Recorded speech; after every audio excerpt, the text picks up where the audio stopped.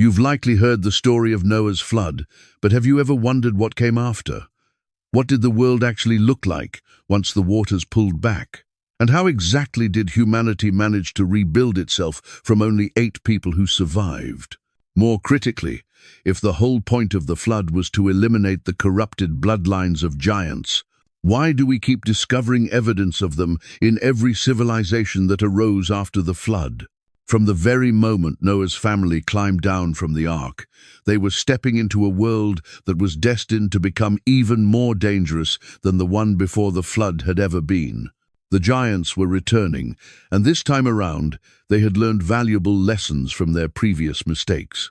So before we get into all of this, feel free to go ahead and like the video and subscribe if you haven't done so already. Your support really helps us keep creating content like this. We genuinely appreciate it. Also, go ahead and let us know where you're watching from and what time it happens to be there. Optionally, drop a hello in the comments section. We're here to bring together like-minded people from all corners of the world so you can connect and potentially form new friendships. So without any further delay, let's get started, shall we? A new world, a fresh covenant. The door swings open. After an entire year of being sealed inside, the wooden barrier finally releases. Noah places his feet onto soil that has never felt a human footprint before. The air carries a different quality, pure, clean, empty. Everything that humanity had ever constructed is simply gone. The old world was swallowed up. Every single city, every monument, every last trace of the civilization that had grown so twisted, so brutal, so entangled with forces that should never have made contact with the earth. The flood waters devoured it all, bringing creation back to a completely blank slate. Noah has reached 601 years of age when he removes the covering from the ark. His wife is standing right beside him.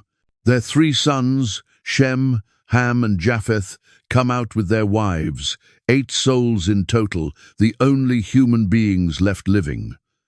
This marks humanity's second beginning. The landscape stretching out before them is endless and unfamiliar. Mountains tower where none had existed before. Rivers cut fresh paths through terrain that's been completely reshaped. The flood didn't simply cleanse the earth. It fundamentally transformed it. The very framework of the world shifted underneath that entire year of water. Genesis documents what takes place next with very precise detail. Noah constructs an altar. He selects clean animals and clean birds, creatures that were preserved specifically for this very purpose, and presents them as burnt offerings to the Most High. The smoke rises up into a sky that hasn't witnessed human worship in more than a year. The text tells us, "The Lord smells the pleasing aroma," but more importantly, something changes in the heavenly realm. A decision takes shape. A promise forms itself. "Never again," the voice proclaims. The Creator establishes a covenant with Noah, not only with him personally, but with every single living creature that made it through, every beast that walked down that ramp, every bird that would eventually spread across the renewed earth. This covenant encompasses all flesh. The conditions are straightforward. Seasons will maintain their cycle. Seed time and harvest, cold and heat, summer and winter, day and night. These patterns will not stop as long as the earth continues to exist. No matter what choices humanity makes, creation itself will preserve its order. But new rules are now in place. Before the flood, according to Genesis, humanity consumed plants, herbs, and fruits. The garden diet extended to all people. But now, stepping out into this reshaped world, the Creator provides a new permission. Every moving thing that lives will be food. The green plants, yes, but now the animals as well. Meat becomes part of the human diet as an official provision. However, one restriction applies with complete force. The blood must not be eaten. Life exists in the blood. That belongs exclusively to the Creator. Then, something darker emerges, something that shows the depth of what has changed. The text introduces a new principle about bloodshed. Whoever takes human blood by human hands will have that person's blood taken. This isn't simply a recommendation. It's a foundational principle for the new world arrangement. Justice now falls partially into human hands. Before the flood, when Cain struck down Abel, the Creator himself delivered judgment. He marked Cain, issuing a warning that vengeance belonged to the heavenly realm sevenfold. But now in this world after the flood, humanity receives the authority to carry out justice for murder. The image of the Creator exists in humans. Therefore, to eliminate a human is to attack that divine image. The penalty must correspond to the crime. This reveals something essential about what the flood accomplished and what it failed to accomplish. The waters obliterated the corrupted civilization. They wiped out the hybrid offspring produced by the watchers and women. They purified the land of the violence that saturated it. But the waters didn't alter human nature. Noah and his family possessed the same capacity for wrongdoing that every person before the flood had possessed. The Creator acknowledges this directly. The intention of man's heart is evil from his youth, the text documents. Yet in spite of this, the promise remains. Never again will a flood eliminate all flesh. Never again will the waters blanket the earth to remove wickedness. This time around, the solution must take a different form. Noah and his sons receive a directive. Be fruitful and multiply, fill the earth, distribute yourselves across its surface. The same instruction given to Adam in the garden now extends to this family standing at creation's restart. But there's an addition. The fear and dread of humans will descend upon every beast, every bird, everything that moves along the ground, and all the fish. They are placed into human hands. The relationship between humanity and animals undergoes a shift. What was perhaps partnership in the garden becomes dominion in this new era. The covenant requires a sign, something visible, something that every generation can observe and recall. The Creator positions his bow in the clouds. When rain falls and sunlight breaks through it, the rainbow manifests as a reminder not only to humanity, but to the Creator himself. When I see the bow, the text explains, I will remember the everlasting covenant. Consider that for a moment. The sign functions as a memorial for both parties. Every storm that gathers, every rain that comes down, the bow appears as a promise. The waters will never again become a flood to eliminate all flesh. This covenant includes every living creature, the cattle, the birds, the beasts, everything that emerged from the ark, everything that will descend from them for all generations into forever. Noah and his family stand as the new founding fathers. Shem, the eldest in the blessing, if not necessarily in years, carries the line that will eventually lead to Abraham. His descendants will occupy the lands extending from Lydia to the eastern regions past the great rivers. According to the ancient texts, Shem lives a total of 600 years, observing empires rise in the territories his children establish. Ham, whose name signifies hot or darkened, produces sons who will populate the southern lands and portions of Canaan. His line includes Cush, Mizraim, Put, and the notorious Canaan. These names will transform into regions, peoples, nations that fill the ancient world's awareness. Japheth, whose name implies expansion or beauty, receives a blessing of enlargement. His descendants disperse to the coastlands, the distant isles, the northern and western territories. They become the seafaring peoples, the traders, the settlers of far-off lands. The three brothers stand as the origins of all humanity after the flood. Every person who will ever exist traces their ancestry back to one of these three. Every nation that will emerge, every kingdom that will take shape, every tribe that will stake out territory, all of them come from Shem, Ham, or Japheth. But something else holds significance here. The text emphasizes over and over that these events take place in the 600th year of Noah's life, in the second month on the 17th day. Then, in the 601st year, in the first month, on the first day, the covering gets removed. The precision is significant. This isn't mythology. The account presents itself as history, documented and dated. Josephus, writing centuries afterward, confirms these details. He describes Noah as a righteous man who discovered favor. He documents the altar, the sacrifice, the covenant. He emphasizes that this family alone survived to restart the human race. The Book of Jubilees adds texture. It describes Noah instructing his sons and grandsons in the laws, how to cover blood when animals are slaughtered, how to observe the seasons, how to worship correctly. The knowledge of the old world, the righteous practices, must transfer to the new generation because the danger hasn't passed. The same spiritual forces that corrupted the first world continue to exist. The same rebellious watchers who bound themselves with oaths on Mount Hermon, their judgment is declared but not yet carried out. The same serpent who brought deception in the garden continues his work. Humanity receives a fresh start, but the war goes on. Noah plants a vineyard.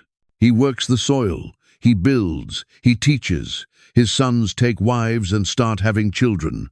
The population begins to expand slowly at first, then with increasing momentum.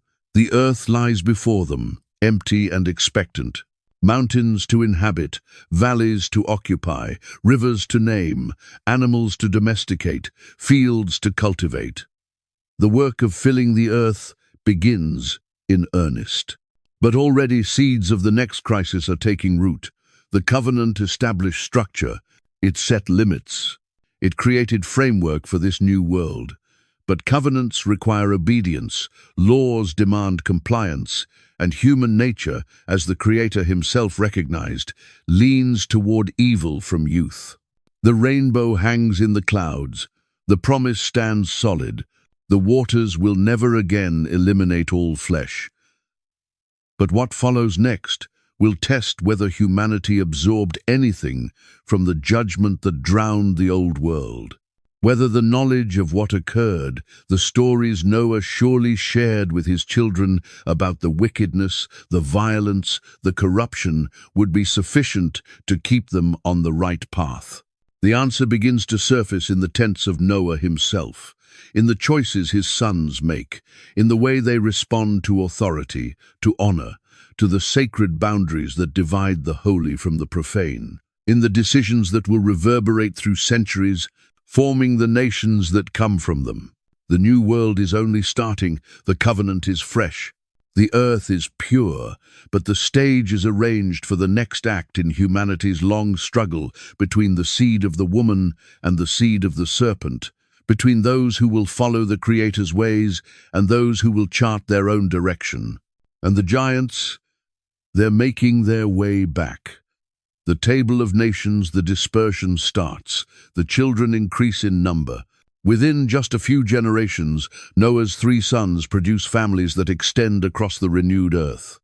The ancient text of Genesis 10 documents this expansion with careful detail. 70 names, 70 original people groups, each one a founder of nations that will populate the known world. This is the Table of Nations, the most ancient record of ethnicities in existence. The list isn't arbitrary. It's arranged by family line, by territory, by the languages that will soon divide them. Modern scholarship has verified something remarkable. These names correspond with historical peoples, geographical regions, and linguistic groups that we can still trace in our present day. Japheth's line spreads first in the account. His sons number 7, Gomer, Magog, Madai, Javan, Tubal, Meshech, and Tiras. From these 7 emerge the peoples who will inhabit the northern and western regions, the coastlands, the distant territories beyond the great inland sea. Gomer's descendants move into regions that later texts associate with the northern territories. Ancient sources connect them to peoples who settle in lands of forests and steppes. His son, Ashkenaz, gives his name to a people who will occupy regions far from the warm southern lands. Javan's children become the maritime traders: Elisha, Tarshish, Kittim, and Dodanim. These names show up in later texts as islands and coastal regions, places where ships anchor, where trade routes meet. The ancient world recognizes them as seafaring peoples who establish colonies across distant shores. The text notes something specific. From these, the coastland peoples spread in their lands, each with his own language, by their clans, in their nations. Language, clans, nations. The three indicators of human division appear already in the Japheth summary. This will become important soon. Then arrives Ham's lineage. 4 sons, Cush, Mizraim, Put, and Canaan. These names become not only peoples, but places, regions that will control the southern world and parts of the eastern territories. Cush settles in the southern lands beyond Mizraim. His descendants occupy territories of intense heat, of abundant resources, of kingdoms that will rise to challenge empires. The ancient texts describe them as mighty peoples, warriors, builders. But Cush produces a son who will alter everything. Nimrod, the text calls him a mighty man on the earth. It says he was a mighty hunter before the Lord. But that phrase, before the Lord, carries significance in the ancient language. It can mean in the sight of or in defiance of. The context will clarify which meaning applies. More on him shortly. For now, note that Nimrod establishes kingdoms in the land of Shinar, Babel, Erech, Akkad. The foundation of the first empire after the flood begins with this grandson of Ham. Mizraim becomes the father of multiple groups. Ludim, Anamim, Lehabim, Naphtuhim, Pathrusim, Kasluhim, and Kaphtorim. These names correspond to regions and peoples that later texts identify with accuracy. Mizraim itself becomes the ancient name for the land of the 2 rivers meeting the sea, the place of pyramids and pharaohs. From Kasluhim emerged the Philistines. Remember that name. They will feature prominently in the later conflicts with giants. Put's descendants settle west of Mizraim. The ancient sources connect them to territories along the Great Sea's southern coast, peoples who will interact with traders and sometimes clash with the expanding powers to the east. Then Canaan, his lineage receives special attention in the text. Sidon, his firstborn. Then Heth, who will father the people that Abraham later encounters, the Jebusites, Amorites, Girgashites, Hivites, Archites, Sinites, Arvadites, Zemarites, and Hamathites. These aren't simply names. They're the people groups that will inhabit the land promised to Abraham's descendants. The text carefully notes their territories from Sidon toward Gerar and Gaza toward Sodom and Gomorrah, Admah and Zeboim as far as Lasha. The precision holds significance. These boundaries will become conflict zones. These peoples will construct cities in the very regions that the Creator will later designate for another purpose. But there's something else about Canaan's line, the curse. Noah declared it after an incident in his tent, an event we'll examine in detail shortly. But the curse targets Canaan specifically. Cursed be Canaan, a servant of servants shall he be to his brothers. The text doesn't explain fully here. It simply observes that Canaan's descendants spread into territories that will become central to the unfolding story. Cities will rise there, fortifications will be constructed, and something else will take root, something that will require divine intervention to remove. Now, Shem's lineage. The text calls him the father of all the children of Eber. This phrase stands out. Eber's name will give rise to Hebrew, the identity marker for Abraham's line, for the people who will carry the covenant forward. Shem's sons, Elam, Ashur, Arpachshad, Lud, and Aram. From these emerge peoples who will control the territories between the great rivers, the heartland of the ancient world. Elam's descendants settle in the eastern highlands, fierce peoples, independent. Later texts describe them as archers, warriors, people who resist empires.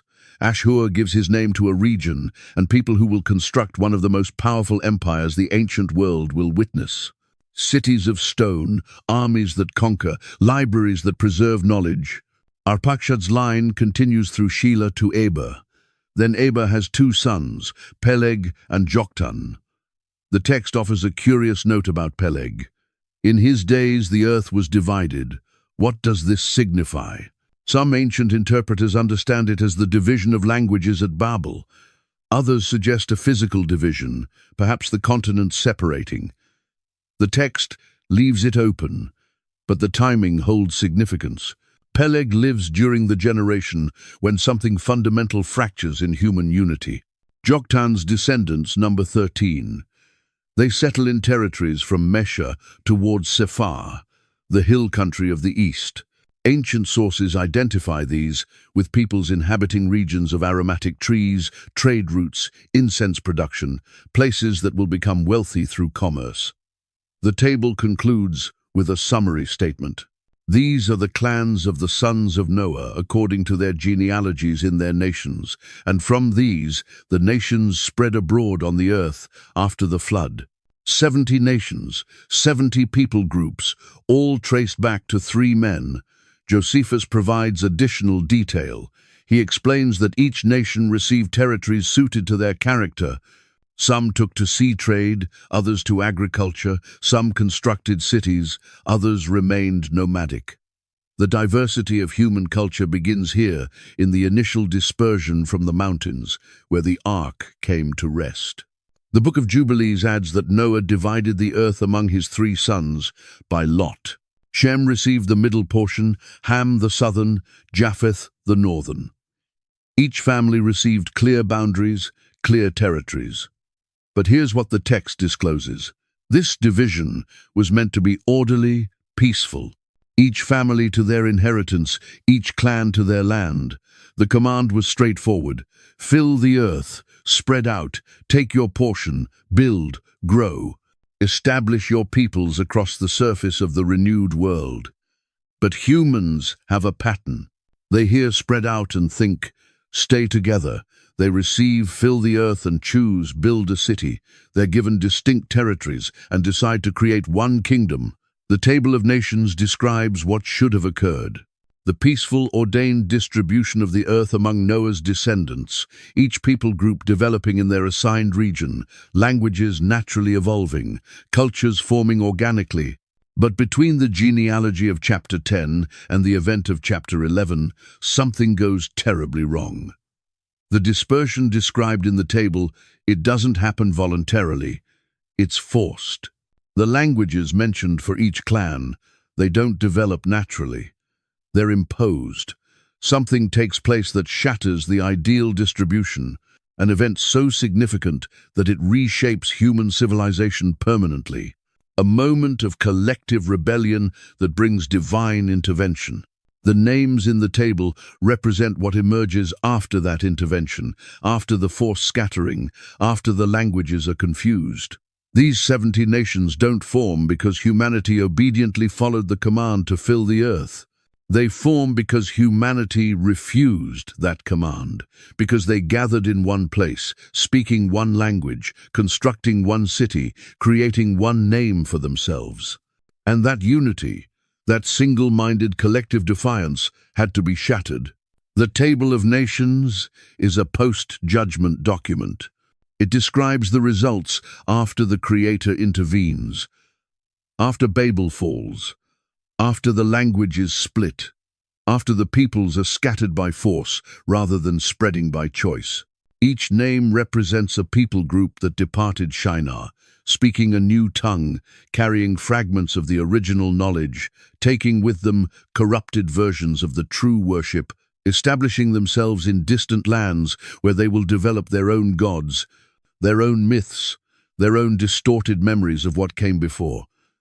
From Japheth, peoples who will worship sky gods and thunder deities. From Ham, peoples who will construct temples to sun gods and river spirits. From Shem, peoples who will retain the most knowledge of the Most High, but even they will blend truth with error. The dispersion isn't a triumph. It's a necessary judgment, a mercy even, because what humanity was constructing in their unity threatened something fundamental. They were creating a system, a power structure, a civilization that could accomplish anything they imagined.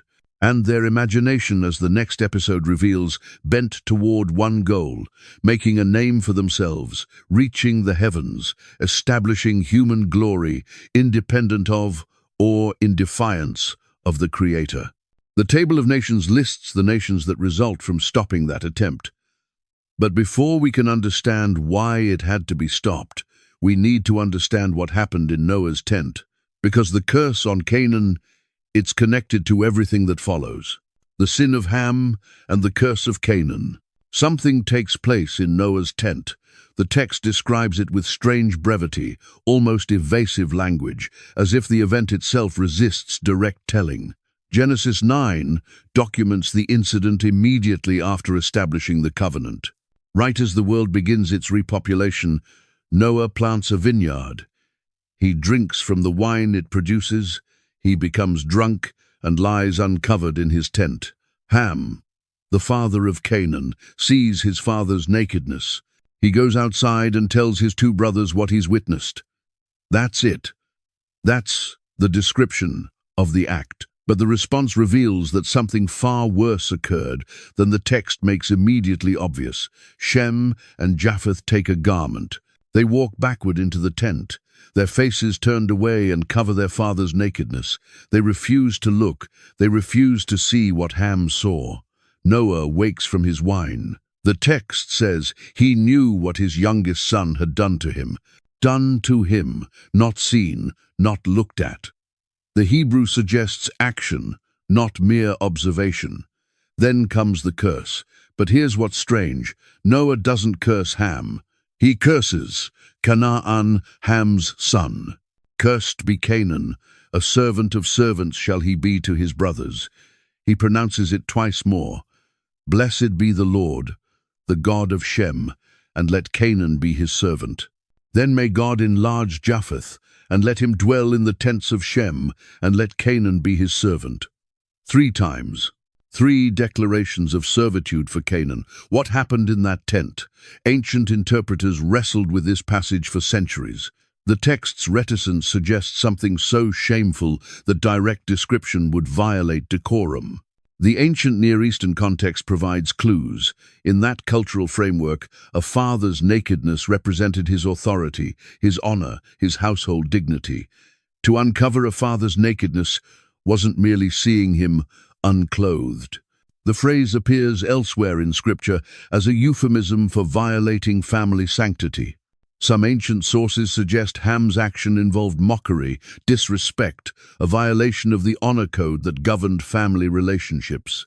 He sees his father in a compromised state, and rather than covering him with compassion, he exposes the situation to others. He treats sacred vulnerability as entertainment. Others propose something darker, that the phrase "done to him" implies a physical violation. That Ham committed an act that extended beyond mere observation into territory that ancient law codes treated with utmost severity. The Talmudic rabbis debated whether Ham castrated his father or committed a sexual violation. The text language knew what his youngest son had done to him, suggests an action with consequences, with weight. What matters is the response. Shem and Japheth demonstrate the opposite spirit. They actively avoid seeing what Ham saw. They walk backward. They keep their faces turned away. They cover their father's vulnerability with deliberate care. This contrast reveals character. Ham sees opportunity for mockery or exploitation. Shem and Japheth see opportunity for honor and protection. But why curse Canaan instead of Ham? Several ancient interpreters offer explanations. Some suggest Canaan participated in the act or encouraged it. The text calls Ham the father of Canaan in the verse describing the violation, an unusual identifier that might indicate Canaan's involvement. Others note that Ham already received a blessing as Noah's son. The covenant included him. His descendants would multiply and fill territories.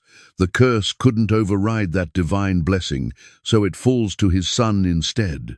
Jubilees provides another angle. It describes Noah dividing the earth among his 3 sons, with clear boundaries for each. Ham receives the southern portion, but later Canaan refuses to honor the division. He sees the coastal lands assigned to Shem's descendants and decides he wants them instead. Against the counsel of his father and brothers, Canaan settles in the territory from Sidon to Gaza, the very land that will become central to future conflicts. the land that the Creator will later promise to Abraham's line. The curse then isn't random, it's prophetic. It declares what will come to pass based on character already evident. Canaan carries his father's spirit of dishonor and takes it further, violating even the territorial boundaries set by Noah himself. The text emphasizes this. Cursed be Canaan, not cursed by some external force. The curse itself becomes Canaan's identity. It shapes the trajectory of his descendants. It explains why generations later, those who inhabit the coastal lands will face judgment. But there's another layer. The blessing on Shem connects to worship. Blessed be the Lord, the God of Shem. This associates Shem's line with the knowledge of the Most High, with the covenant, with the lineage that will preserve true worship. The blessing on Japheth speaks of expansion and dwelling in Shem's tents. His descendants will spread far, but will find their spiritual home in the truth preserved through Shem's line. Canaan becomes servant to both. The curse establishes a hierarchy that will play out through centuries, not based on race or ethnicity. All three brothers descend from Noah, but on character, on choices, on the spiritual trajectory set in motion by that moment in the tent. What happened there mattered because it revealed something about honor, authority, family sanctity, about how humans treat those who are vulnerable, about whether they will protect dignity or exploit weakness. Ham's action broke something. It violated a sacred boundary. It demonstrated a spirit that would manifest in his descendants, particularly through Canaan's line. Because here's what becomes clear in later texts. The Canaanites developed the most degraded religious practices in the ancient world. Their worship involves acts that other nations find abhorrent. They institutionalize practices that violate the created order, sexual rituals in temples, child sacrifice to hungry gods, cult prostitution as worship, the dissolution of family boundaries. The very things that characterize the world before the flood creep back into Canaan's territories. Is this coincidence? Or does the curse in Noah's tent connect to what will later flourish in Canaan's cities?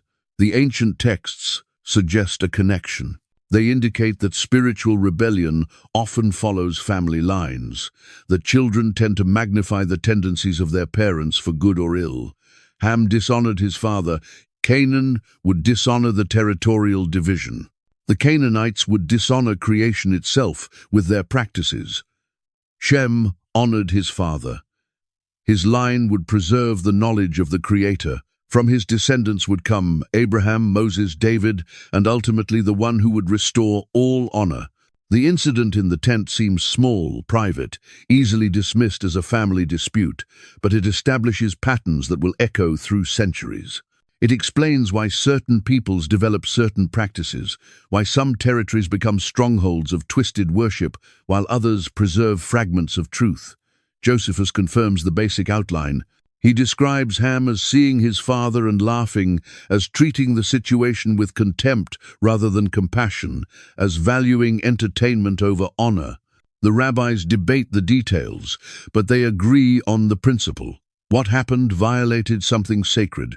It broke faith with the fundamental order of family, authority, and dignity.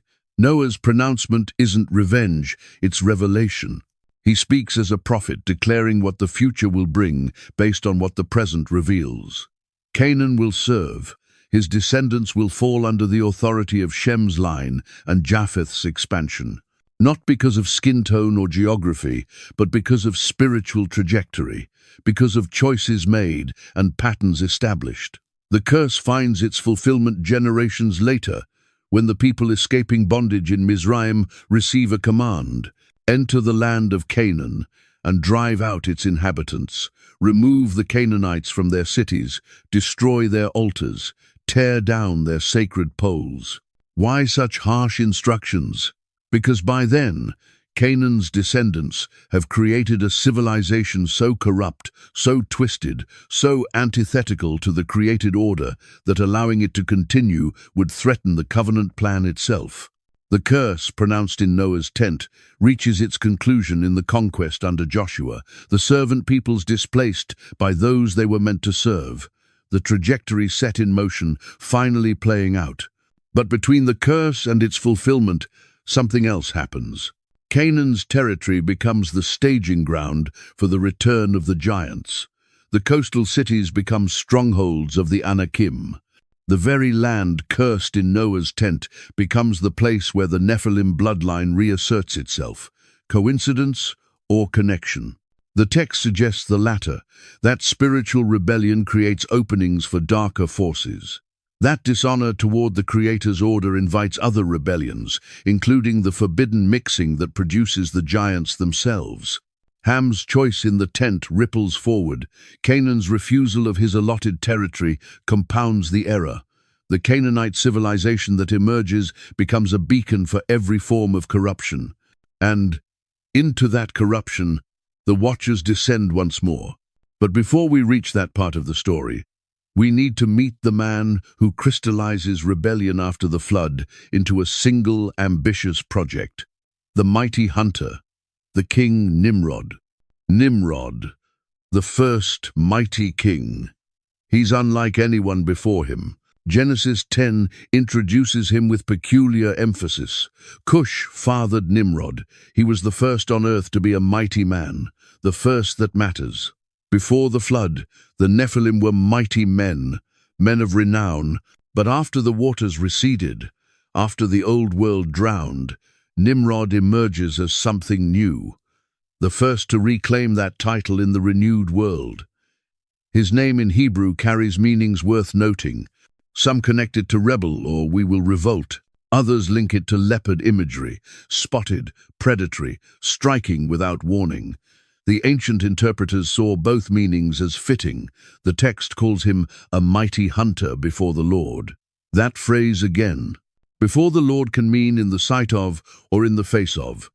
It can suggest someone who operates under divine blessing or someone who operates in defiance of divine will. A saying apparently arose in the ancient world like Nimrod, a mighty hunter before the Lord. Proverbs don't emerge from nothing. They crystallize around characters who become archetypes. Nimrod becomes the archetype of something, but of what exactly? Look at what he builds. The beginning of his kingdom was Babel, Erech, Akkad, and Calneh in the land of Shinar. 4 cities, the foundation of the first empire after the flood. All located in the region between the great rivers, the most fertile, productive land in the known world. Then the text adds, from that land he went into Assyria and built Nineveh, Rehoboth-ir, Calah, and Resen between Nineveh and Calah. That is the great city. 8 cities total. An empire stretching from Shinar into the northern territories. This isn't a man content with one settlement. He's building a system, a network, a domain. Josephus provides crucial context. He describes Nimrod as someone who changed the existing order. Before him, people lived in respect for the Creator, in reverence for the covenant given to Noah. But Nimrod gradually changed the government into tyranny. He convinced people that their prosperity came from their own valor, not from the Creator's provision. He taught them to attribute their security to his protection, not to divine care. This represents a fundamental shift in human consciousness. After the flood, the survivors knew what judgment looked like. They understood that rebellion leads to destruction. The rainbow hung in the sky as a constant reminder. The stories Noah told his children about the old world surely emphasize the consequences of corruption. But here comes Nimrod, grandson of Ham through Cush. He offers a different narrative. You don't need to fear the heavens. You don't need to depend on divine protection. Build walls thick enough. Raise towers high enough. Organize society efficiently enough. You can secure yourself through human achievement. He becomes the first empire builder, the first to centralize power, the first to convince people that collective human effort could achieve what faith in the Creator promised. The text's description of him as a hunter carries weight. In the ancient world, hunters pursued 2 kinds of prey, animals and men. Kings boasted in their inscriptions about prowess in both. They hunted lions to demonstrate courage. They hunted enemies to expand territory. Nimrod hunts both, But more than that, he hunts followers. He captures hearts. He builds loyalty. He creates a system where people look to him rather than upward. This is the birth of statism, of government as a replacement for divine authority, of human organization as a substitute for sacred order. He establishes his kingdom in Shinar, the same land where something significant will happen soon, the same region where humanity will gather to build their tower. Is Nimrod alive during the Babel event? The chronology suggests yes. The genealogies place him in the generation immediately following Noah's sons. The tower incident happens before the forced dispersion. The pieces fit together. Nimrod establishes his kingdom. He builds his cities. He creates a center of power that attracts people from across the populated regions. Then someone proposes, let's build something that will unite us all, something that will make our name great, something that reaches to the heavens. Who would propose such a project? A king, an organizer, someone with the resources, the influence, the vision to mobilize masses of people toward a single goal. The ancient sources make this connection explicit. Jubilees identifies Nimrod as the instigator of the Tower Project. Josephus confirms it. The rabbinical tradition universally links him to Babel. He doesn't just build cities. He builds a civilization that rivals and rejects the heavenly order. Think about what this means. Noah is still alive. The man who walked with the Creator, who built the ark, who survived the judgment, who received the covenant directly. He's witnessing all this. Shem is alive. The patriarchs who remember the old world and its destruction watch as their descendants gather in Shinar to elevate human achievement above divine authority. Nimrod crystallizes the rebellion. He gives it structure. He gives it ambition. He gives it a king. Before him, people scattered naturally to their territories. After him, they gathered to one place. Before him, they respected the covenant boundaries. After him, they seek to make a name for themselves through collective achievement. The text emphasizes his might, his hunting prowess, his kingdom building. These aren't neutral descriptions. They establish him as powerful, influential, capable of mobilizing resources and people. But might applied toward what end? If he truly hunted before the Lord, in the sense of operating under divine approval, the text would celebrate his achievements differently. It would describe him as Joshua, or David would later be described, mighty men whose strength served the Creator's purposes. Instead, the language carries ambiguity, tension. The ancient readers would catch the wordplay, the double meanings, the subtle indicators that something here diverges from the intended path. He builds Babel first. The name will become synonymous with confusion, with scattered languages, with divine intervention against human pride. But before the scattering, Babel represents the pinnacle of Nimrod's vision. A city, a tower, a center of human civilization, independent of, perhaps defiant toward the heavenly order. 8 cities he builds, 8 centers of power in the land, between the rivers and beyond. 8 is the number of new beginnings in Hebrew numerology. Noah and 7 others emerge from the ark. 8 souls. Nimrod builds 8 cities. Perhaps a mockery, perhaps an alternative vision of what new beginning means. Not beginning again under divine covenant, but beginning again under human kingship. The pattern he establishes will persist through history. Empires will rise in Mesopotamia, Babylon, Assyria. Powers that dominate through military might, economic control, centralized authority. They all trace back to this first empire builder, this mighty hunter, this man who convinced people they could secure their own future without reference to the covenant hanging in the clouds. His legacy isn't just political, it's theological. He represents the first systemic alternative to faith. The first organized attempt to build security through human means, the first kingdom to say, we don't need divine protection, we have walls. We have organization. We have power. Later prophets will remember this.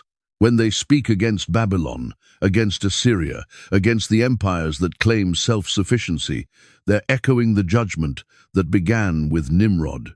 He's the prototype, the pattern, the archetype of the ruler who builds a kingdom on human glory rather than divine purpose. And what he begins at Babel, that project of collective human ambition, will force the Creator's hand. Because if humans remain unified under this kind of leadership, speaking one language, sharing one vision of human-centered civilization, they will accomplish anything they imagine. The text will say this explicitly: nothing they propose to do will be impossible for them. That sounds like a compliment, but in context, it's a threat assessment. Humans unified in rebellion against the created order, led by someone like Nimrod, capable of achieving any goal they conceive. This is the world before the flood, all over again. Except this time, the covenant promises no flood will come. So, the intervention must be different. The unity must be broken. The language must be confused. The peoples must be scattered. And Nimrod's empire, it will fracture. His 8 cities will become the seeds of 8 different nations, each speaking a different tongue, each carrying fragments of the original ambition, but lacking the unity to achieve it.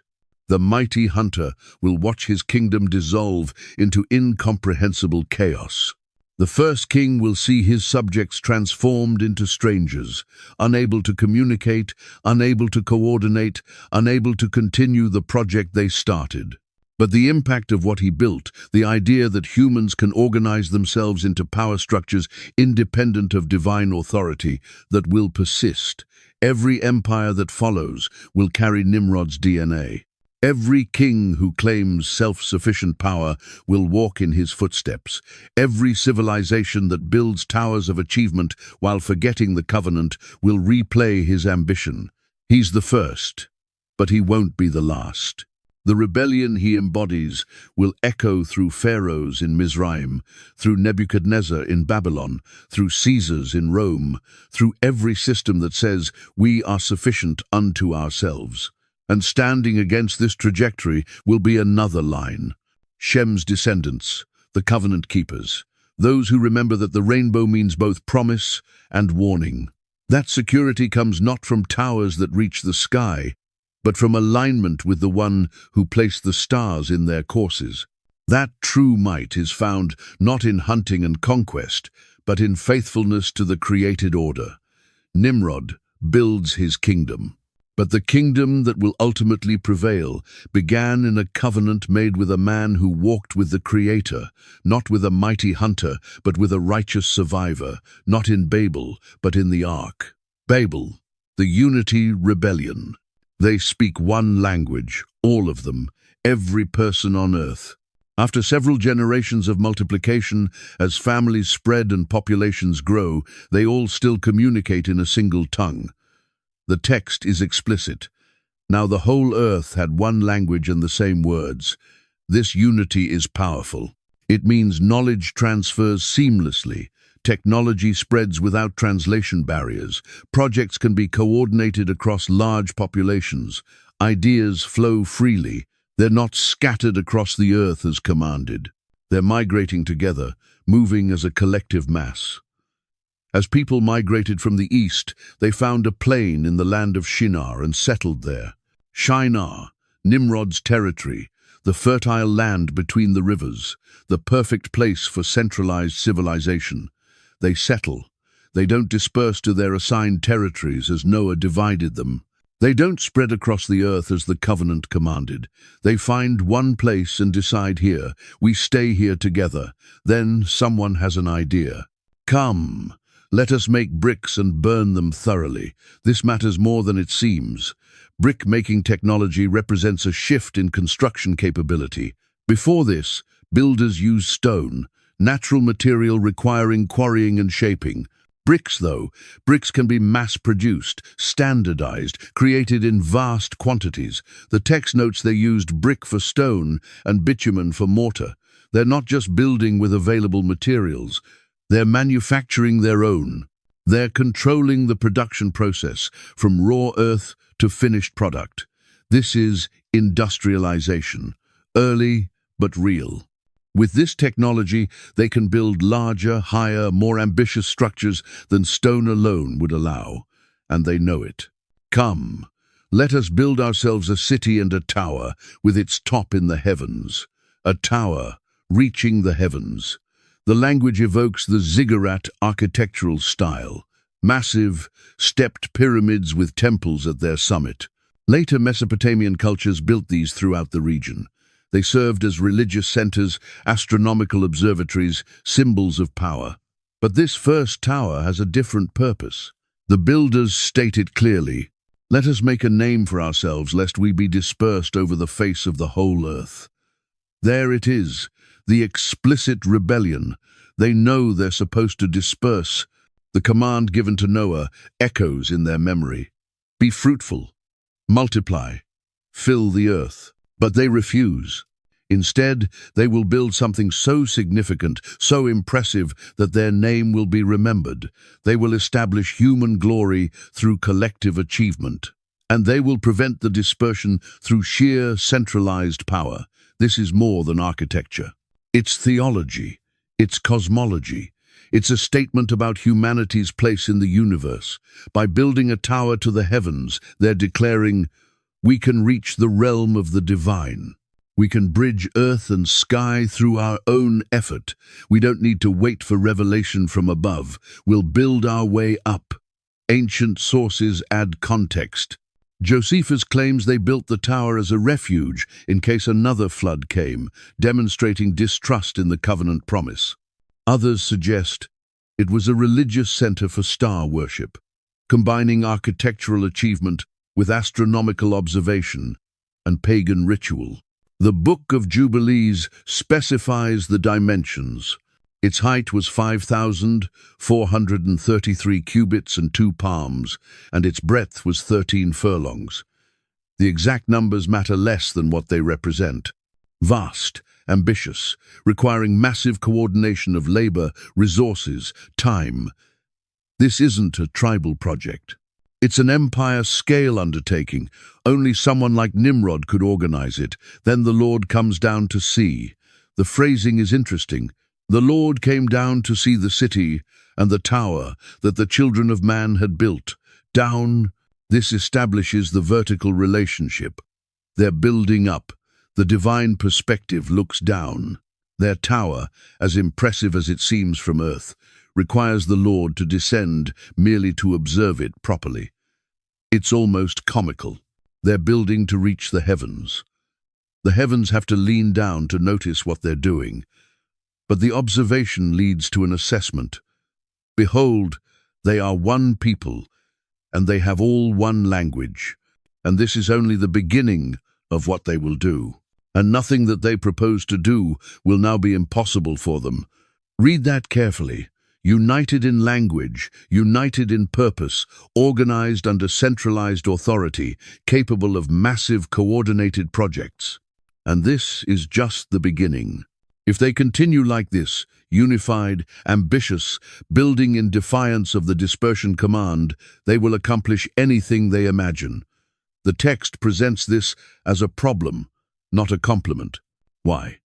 Because human imagination after the fall bends toward corruption. The world before the flood demonstrated what happens when humans achieve technological and social advancement without ethical constraints. The Creator himself testified, "The intention of man's heart is evil from his youth."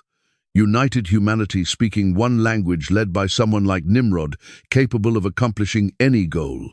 This scenario leads to the same end point as before the flood. Escalating violence, increasing corruption, deepening entanglement with forbidden knowledge and forbidden beings. The covenant promised no flood, but something must be done. Come, let us go down, and there confuse their language, so that they may not understand one another's speech. Notice the plural. Let us, the same language used in the creation account. Let us make man in our image.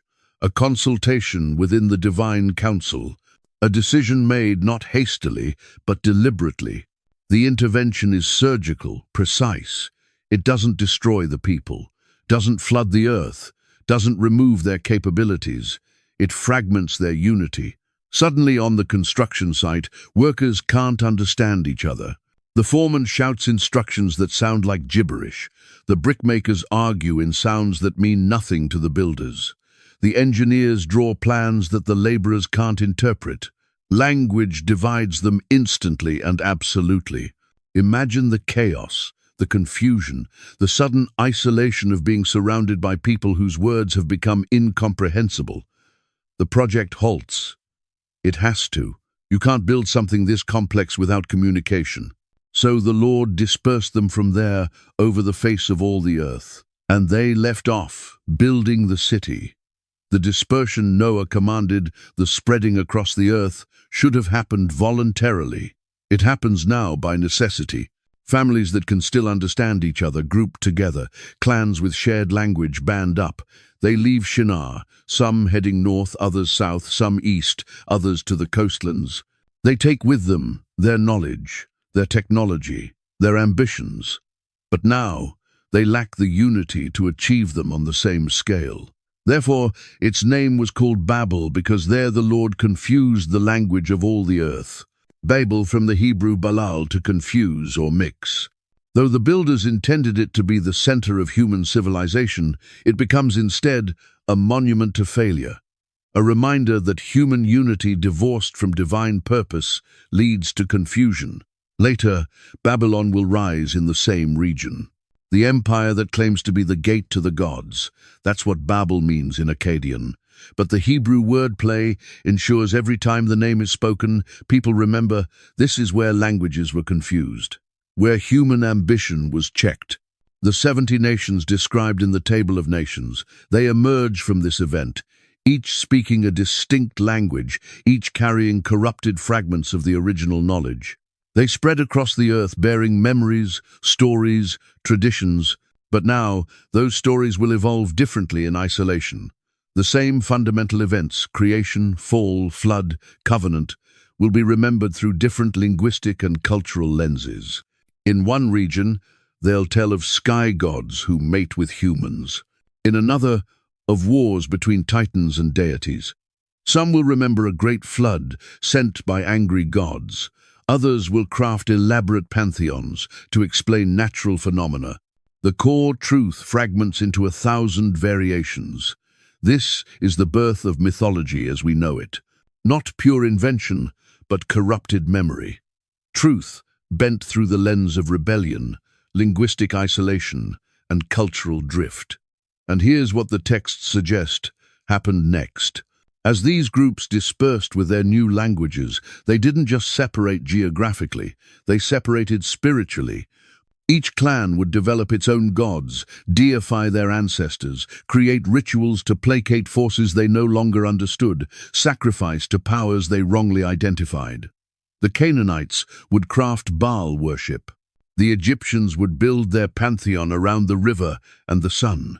The northern peoples would tell tales of gods in distant halls, all of them carrying distorted memories of the one creator, all of them fragmenting the truth into regional variations. But one line would preserve more of the original knowledge. Shem's descendants, particularly through Eber, they would maintain the understanding of the Most High. They would resist the slide into complete paganism. Not perfectly. Even they would struggle. Even Abraham's father, Terah, served other gods. But the core knowledge would survive. The covenant memory would persist. And from that line would come the one who would reverse Babel. Not through forcing unity, but through gathering worshippers from every tongue, tribe, and nation back to the true worship. Not in one place, but in one truth. But that's far ahead. For now, Babel falls silent. Its tower stands unfinished, a monument to interrupted ambition. The people scatter with confused tongues. Nimrod's empire fractures into rival kingdoms. The unity is broken. But the heart problem that drove them to build remains. The desire to make a name for themselves, to reach the heavens through their own effort, to create security apart from covenant relationship. That desire will persist through every empire that follows, through every tower built, through every city raised. Babel isn't the end of human ambition. It's just the first time that ambition was checked. The next time humans attempt to reach the heavens, it won't be through brick and bitumen. It will be through alliances with beings who already inhabit those realms. Through forbidden knowledge from entities who offer power in exchange for worship, through breeding programs that produce hybrid offspring, neither fully human nor fully divine. The Watchers are watching, and they're about to descend again, the scattering and the rise of paganism. The families depart from Shinar speaking different tongues. Each clan that can understand one another gathers together. They collect their belongings, their livestock, their tools, and start the journey to new territories. Some head north toward the mountains, others south toward warmer lands. Some follow rivers east, others trace coastlines west. The command to fill the earth finally takes place, not by choice, by necessity. They cannot build together anymore. They cannot coordinate across language barriers. Unity becomes impossible, so dispersion becomes unavoidable. But they carry memories. Every group leaving the plain knows the stories. They remember the flood. They remember Noah. They remember the covenant, the rainbow, the teachings about sacrifice and worship. They all leave with the same foundational knowledge. Yet, within just a few generations, that knowledge begins to fragment. In one territory, they remember a sky god who sends rain. They call him by a new name. They craft images of him holding lightning. They build temples on high places to be closer to his realm. In another region, they recall the great floods sent by angry deities. They develop rituals to appease water spirits. They sacrifice to ensure the floods come seasonally for crops, but not catastrophically for judgment. The sun becomes divine in lands where it dominates the sky. The river becomes sacred where it provides life. The storm becomes a deity where thunder shakes the mountains. This is the birth of paganism. Not from ignorance, from corrupted knowledge. They all started with truth. One creator, one covenant, one proper form of worship. But isolation breeds variation. Language barriers prevent correction. Without the centralizing force of shared communication, each group develops its own interpretation of the original revelation. The serpent works within this fragmentation. He doesn't need to convince them to abandon truth entirely. He just needs to bend it slightly in each location, mix it with enough error that it becomes unrecognizable. Add a mother goddess here. Introduce ritual prostitution there. Blend in star worship over here. Legitimize child sacrifice where it serves population control. The same basic story, creation, fall, flood, persists in every culture. But the details twist, the names change. The character of the divine gets distorted. In Shinar's former territory, they develop Marduk worship, the god who brings order from chaos, who defeats the sea monster, who establishes Babylon. It's a distorted echo of the Creator bringing order to the formless deep. Mizraim develops elaborate theology around Ra, the sun god, who travels through the underworld each night to be reborn each dawn. Death and resurrection twisted into a cycle of natural phenomena rather than divine promise. The northern peoples tell of gods who die and return with the seasons. Fertility deities who must be appeased with offerings to ensure crops. The principle of sacrifice perverted into superstition. Canaan develops the most degraded forms. Their worship involves acts that mirror corruption before the flood, sacred prostitution in temple complexes. Ritual child sacrifice to Molesh, the hungry god who demands the most precious offerings, divination and sorcery that seek knowledge from forbidden sources. Why does Canaan become the focal point of the most twisted practices? Remember the curse? Remember Ham's dishonor and Canaan's rebellion against the territorial divisions? Remember that spiritual trajectories follow family lines. But there's more happening than just cultural drift. The entities that influenced the world before the flood still exist. The fallen watchers awaiting judgment in chains, according to Enoch, cannot act directly. But the spiritual forces aligned with the serpent continue their work. As humans spread across the earth with fragmented knowledge, these entities present themselves as the gods humans now worship. Someone makes offering to a storm deity. A spiritual entity responds. Power manifests. Weather patterns shift. The worshipper believes they've connected with the god they imagined, but they haven't. They've opened contact with something masquerading as what they sought. Paul will write about this later. What pagans sacrifice, they sacrifice to demons, not to the Most High. The idol itself is nothing, stone, wood, metal. It has no power. But behind the idol stands an entity, a spiritual force that accepts the worship meant for the Creator and uses it to bind the worshipper in deception. This is the great fracturing. 70 nations leave Shinar. 70 languages separate humanity. And into that separation, 70 spiritual entities position themselves. Ancient Jewish tradition teaches that when the Most High divided the nations, he assigned angelic princes over them. But those princes, corrupted by the same rebellion that drove the Watchers, turned their assigned territories into domains of false worship. Only one line remains relatively clear. Shem's descendants preserve more of the original knowledge. Not perfectly. Even they will struggle with idol worship, but they maintain a clearer memory of the one Creator. They resist the complete slide into pantheon theology. From Shem through Eber, this line, speaking their distinct language, perhaps the original human tongue before Babel, carries the covenant memory forward. But they're now minority voices in a world exploding with religious variation. Each region develops elaborate mythologies to explain their existence. The stories show remarkable consistency in broad strokes. Floods, giants, gods mating with humans, heroes defeating monsters. But the details shift to reflect local culture, local geography, local spiritual entities, positioning themselves as deities.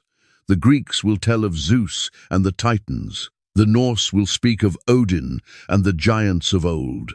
The Egyptians will craft complex theology around Osiris and Set. The Babylonians will develop elaborate creation myths featuring Tiamat and Marduk, all of them carrying fragments of the truth. All of them corrupting those fragments into systems that lead away from the Creator.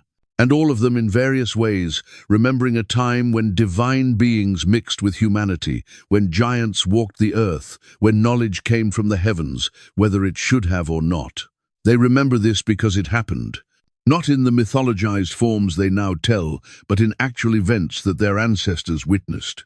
The incursion of the Watchers before the flood, the birth of the Nephilim, the corruption that led to the deluge, the judgment that drowned the giants and imprisoned the fallen Watchers. These memories persist, but disconnected from the covenant framework. They morph into God stories, tales of heroic demigods, legends of divine ancestors. The Canaanites will speak of the Rephaim, ancient mighty ones, who now dwell in the underworld. They'll build altars to contact these entities, seeking power from the dead giants. The Greeks will craft entire cycles about heroes born of divine human unions.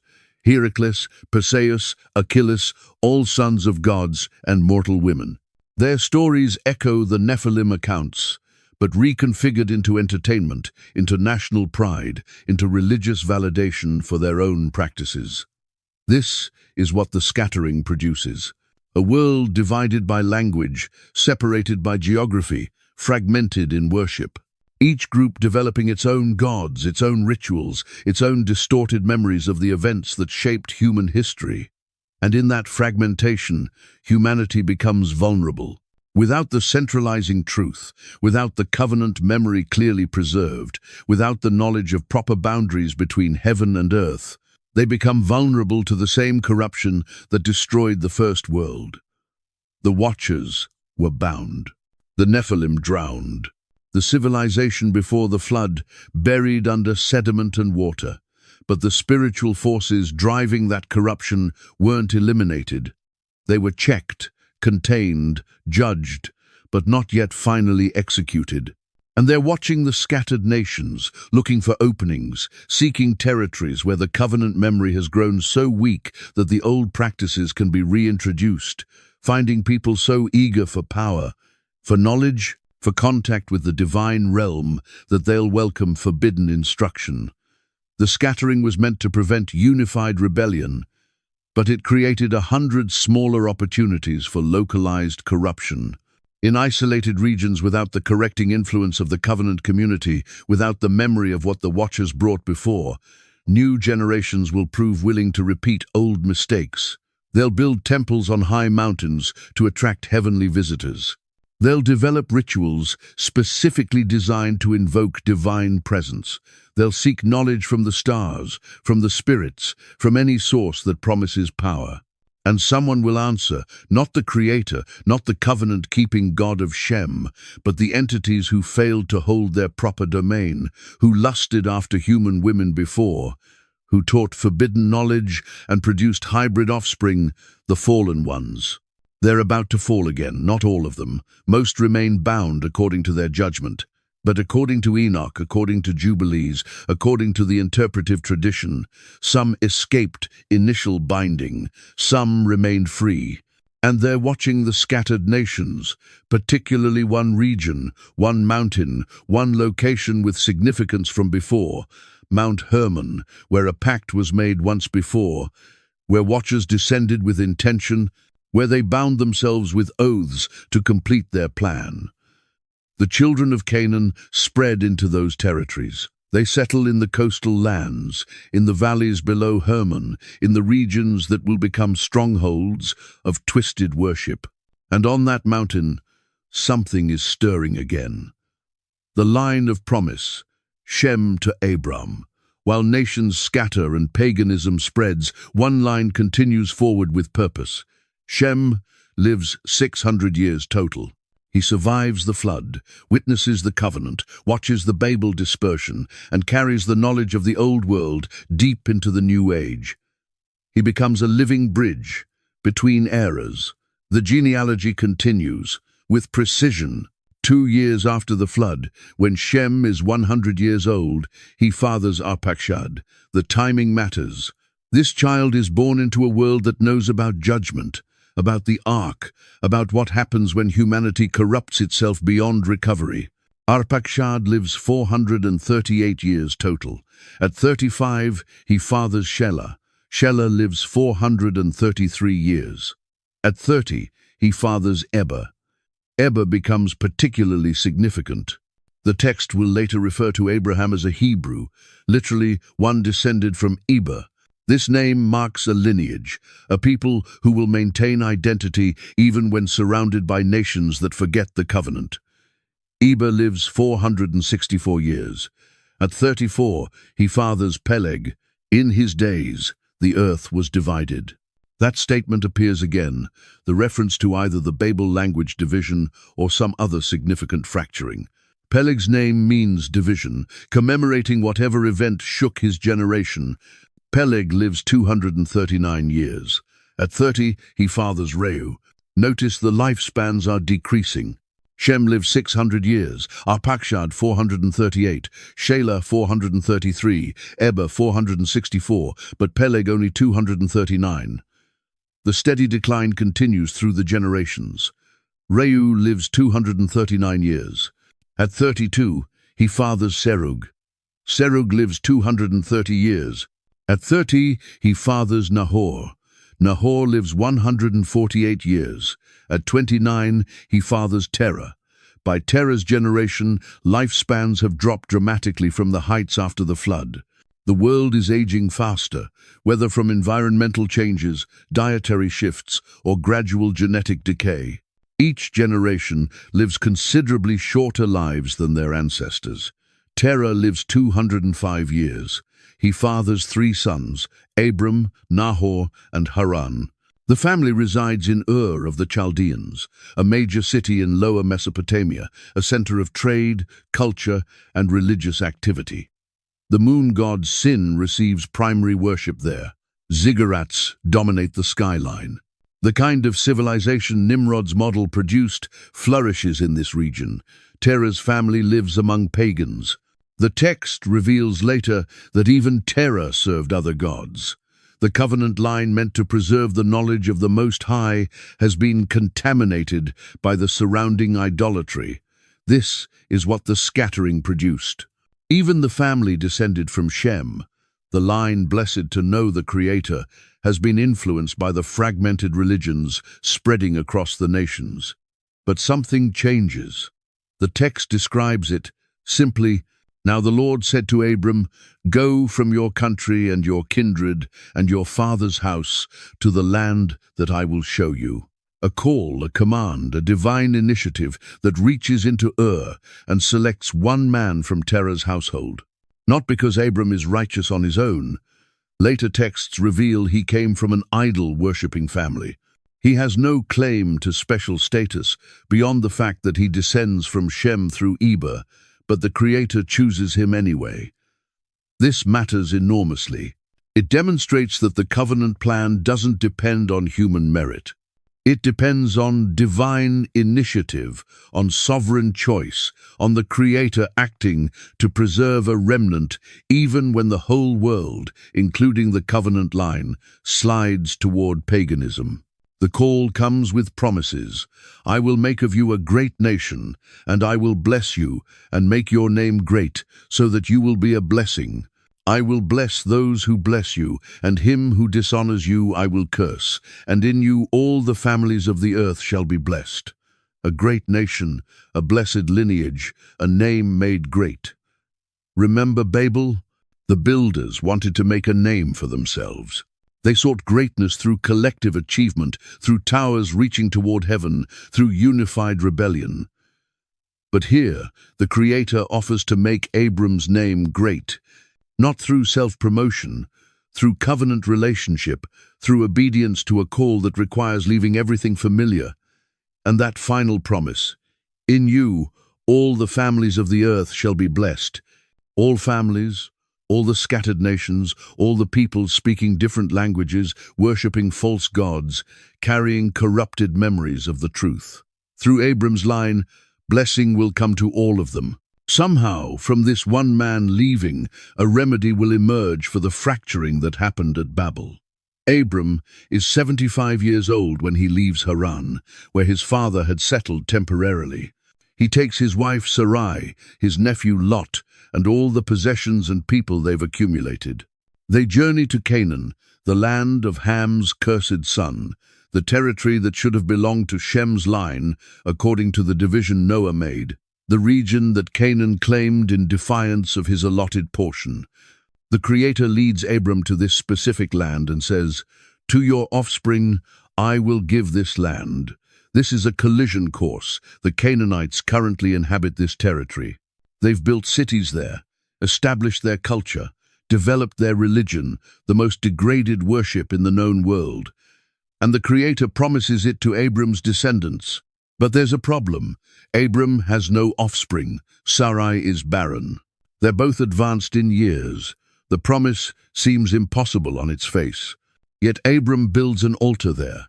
He calls on the name of the Lord. He establishes worship of the Most High in the midst of Canaanite territory. This is the beginning of the counter-movement. While nations worship false gods, Abram worships the Creator. While peoples sacrifice to demons masquerading as deities, Abram sacrifices properly to the one who made covenant with Noah. While cultures develop elaborate mythologies to explain existence, Abram maintains direct relationship with the source of all existence. He becomes the covenant carrier, the one through whom the original knowledge will be preserved and transmitted, not just as memory, but as living relationship. The chronology reveals something stunning. Abram is born 1,948 years after creation. According to the genealogical timeline, Shem is still alive when Abram receives his call. Noah died just 2 years before Abram's birth. The generations overlap significantly.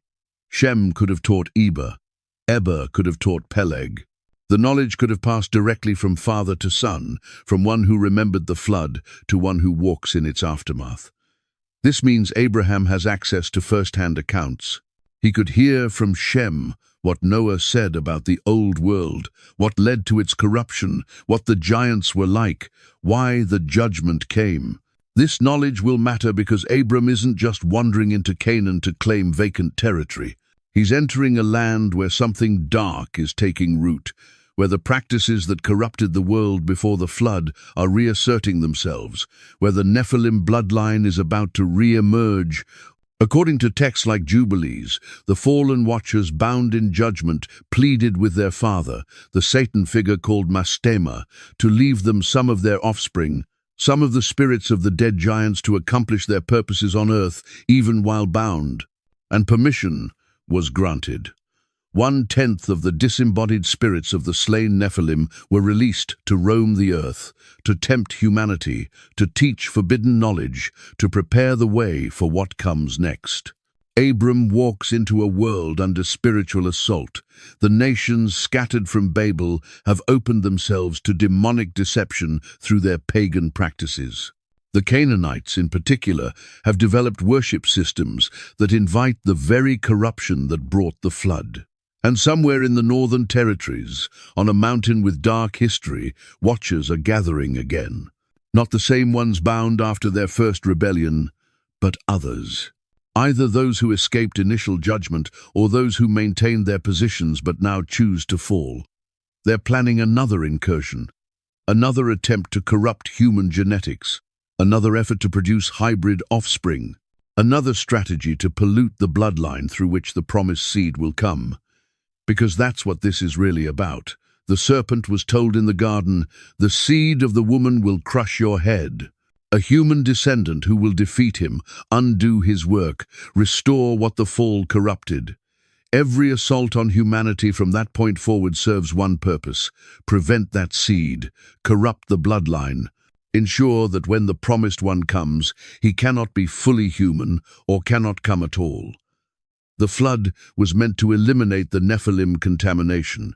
But if new giants can be produced, if the bloodline can be polluted again, perhaps the promise can be thwarted. Abram represents the narrowing of that promised line.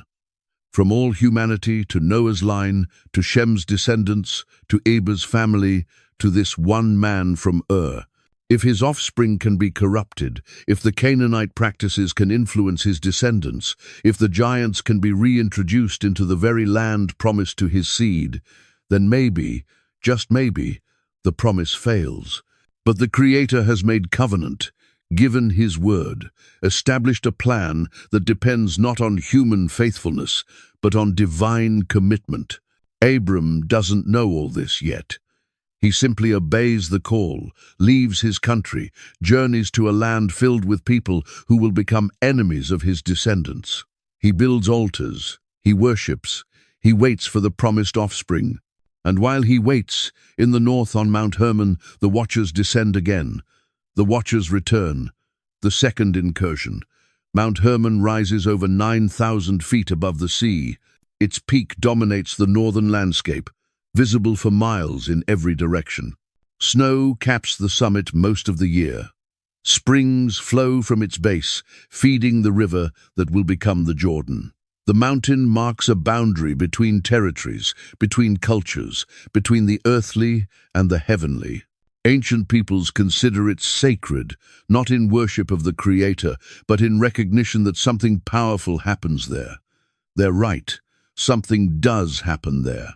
According to the Book of Enoch, this is where the watchers descended during the first incursion, where 200 of them gathered, where they bound themselves with an oath to complete their plan, despite knowing it violated the created order. The text preserves their names and their pact. These are the names of their chiefs: Semjaza, who was their leader, Urakiba, Ramiel, Kokabiel, Tamiel, Ramiel, Daniel, Ezekiel, Barakiel, Asael, Armaros, Batariel, Ananel, Zakiel, Samsapil, Satarel, Turel, Jomjael, Sariel, 20 leaders of the 200, each commanding a group, each bound by oath to proceed with the forbidden mixing. The oath mattered because what they planned terrified even them. They knew they were transgressing. They understood the consequences. But they wanted what they wanted, human women, so badly that they agreed to share the guilt. Let us all swear an oath and bind one another with curses so that we do not abandon this plan, but carry it through. Mutual accountability in rebellion. If they all fell together, none could claim innocence.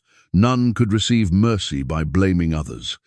They descended on Hermon in the days of Jared, father of Enoch. That places the first incursion well before the flood, in the generations when human population was expanding but evil was beginning its ascent. The flood judgment came, the giants drowned, the watchers were bound.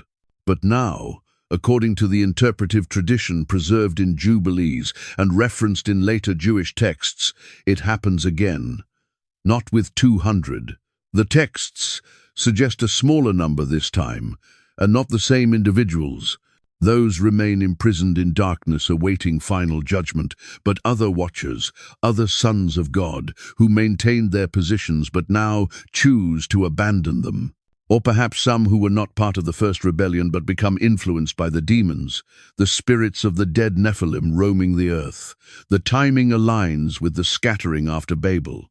As nations spread with confused languages, as paganism develops in isolated territories, as humanity's connection to covenant knowledge weakens, conditions become favorable for another incursion.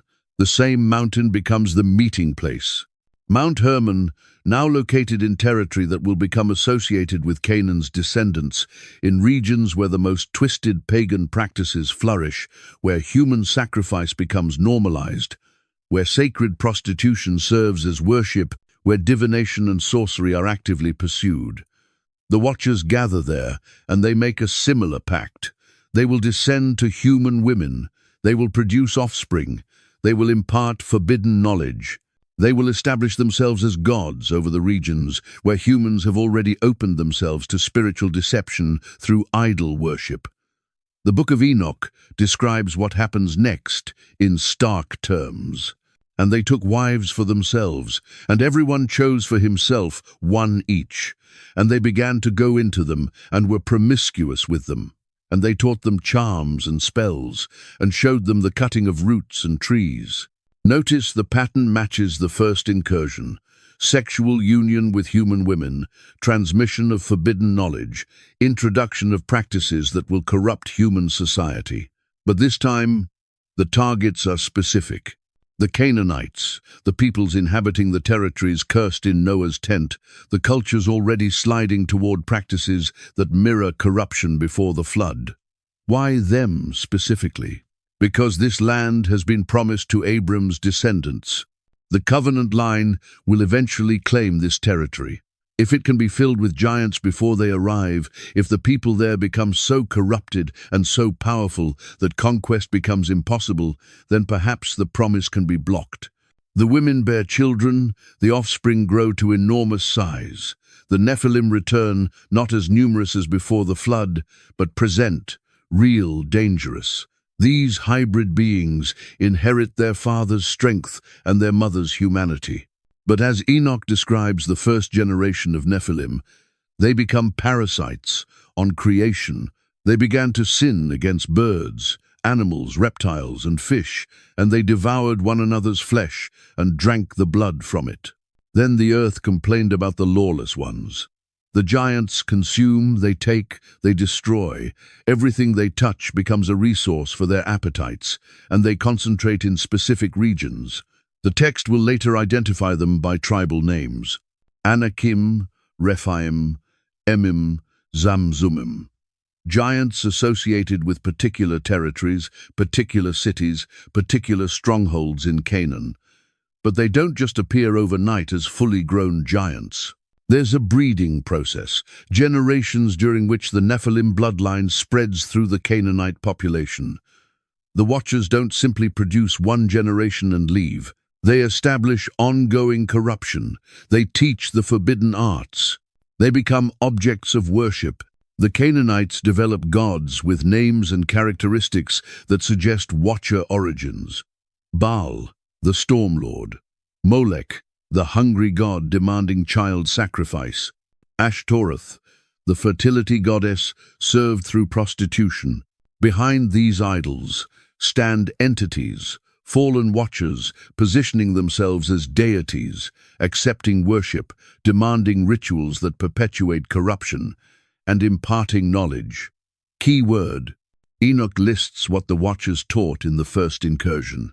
Azazel taught men to make swords, knives, shields, breastplates, and showed them the metals of the earth and the art of working them, and bracelets and ornaments, and the use of antimony, and the beautifying of eyelids, and all kinds of precious stones, and all coloring tinctures, military technology, metallurgy, cosmetics, mining, the arts that enable warfare and vanity.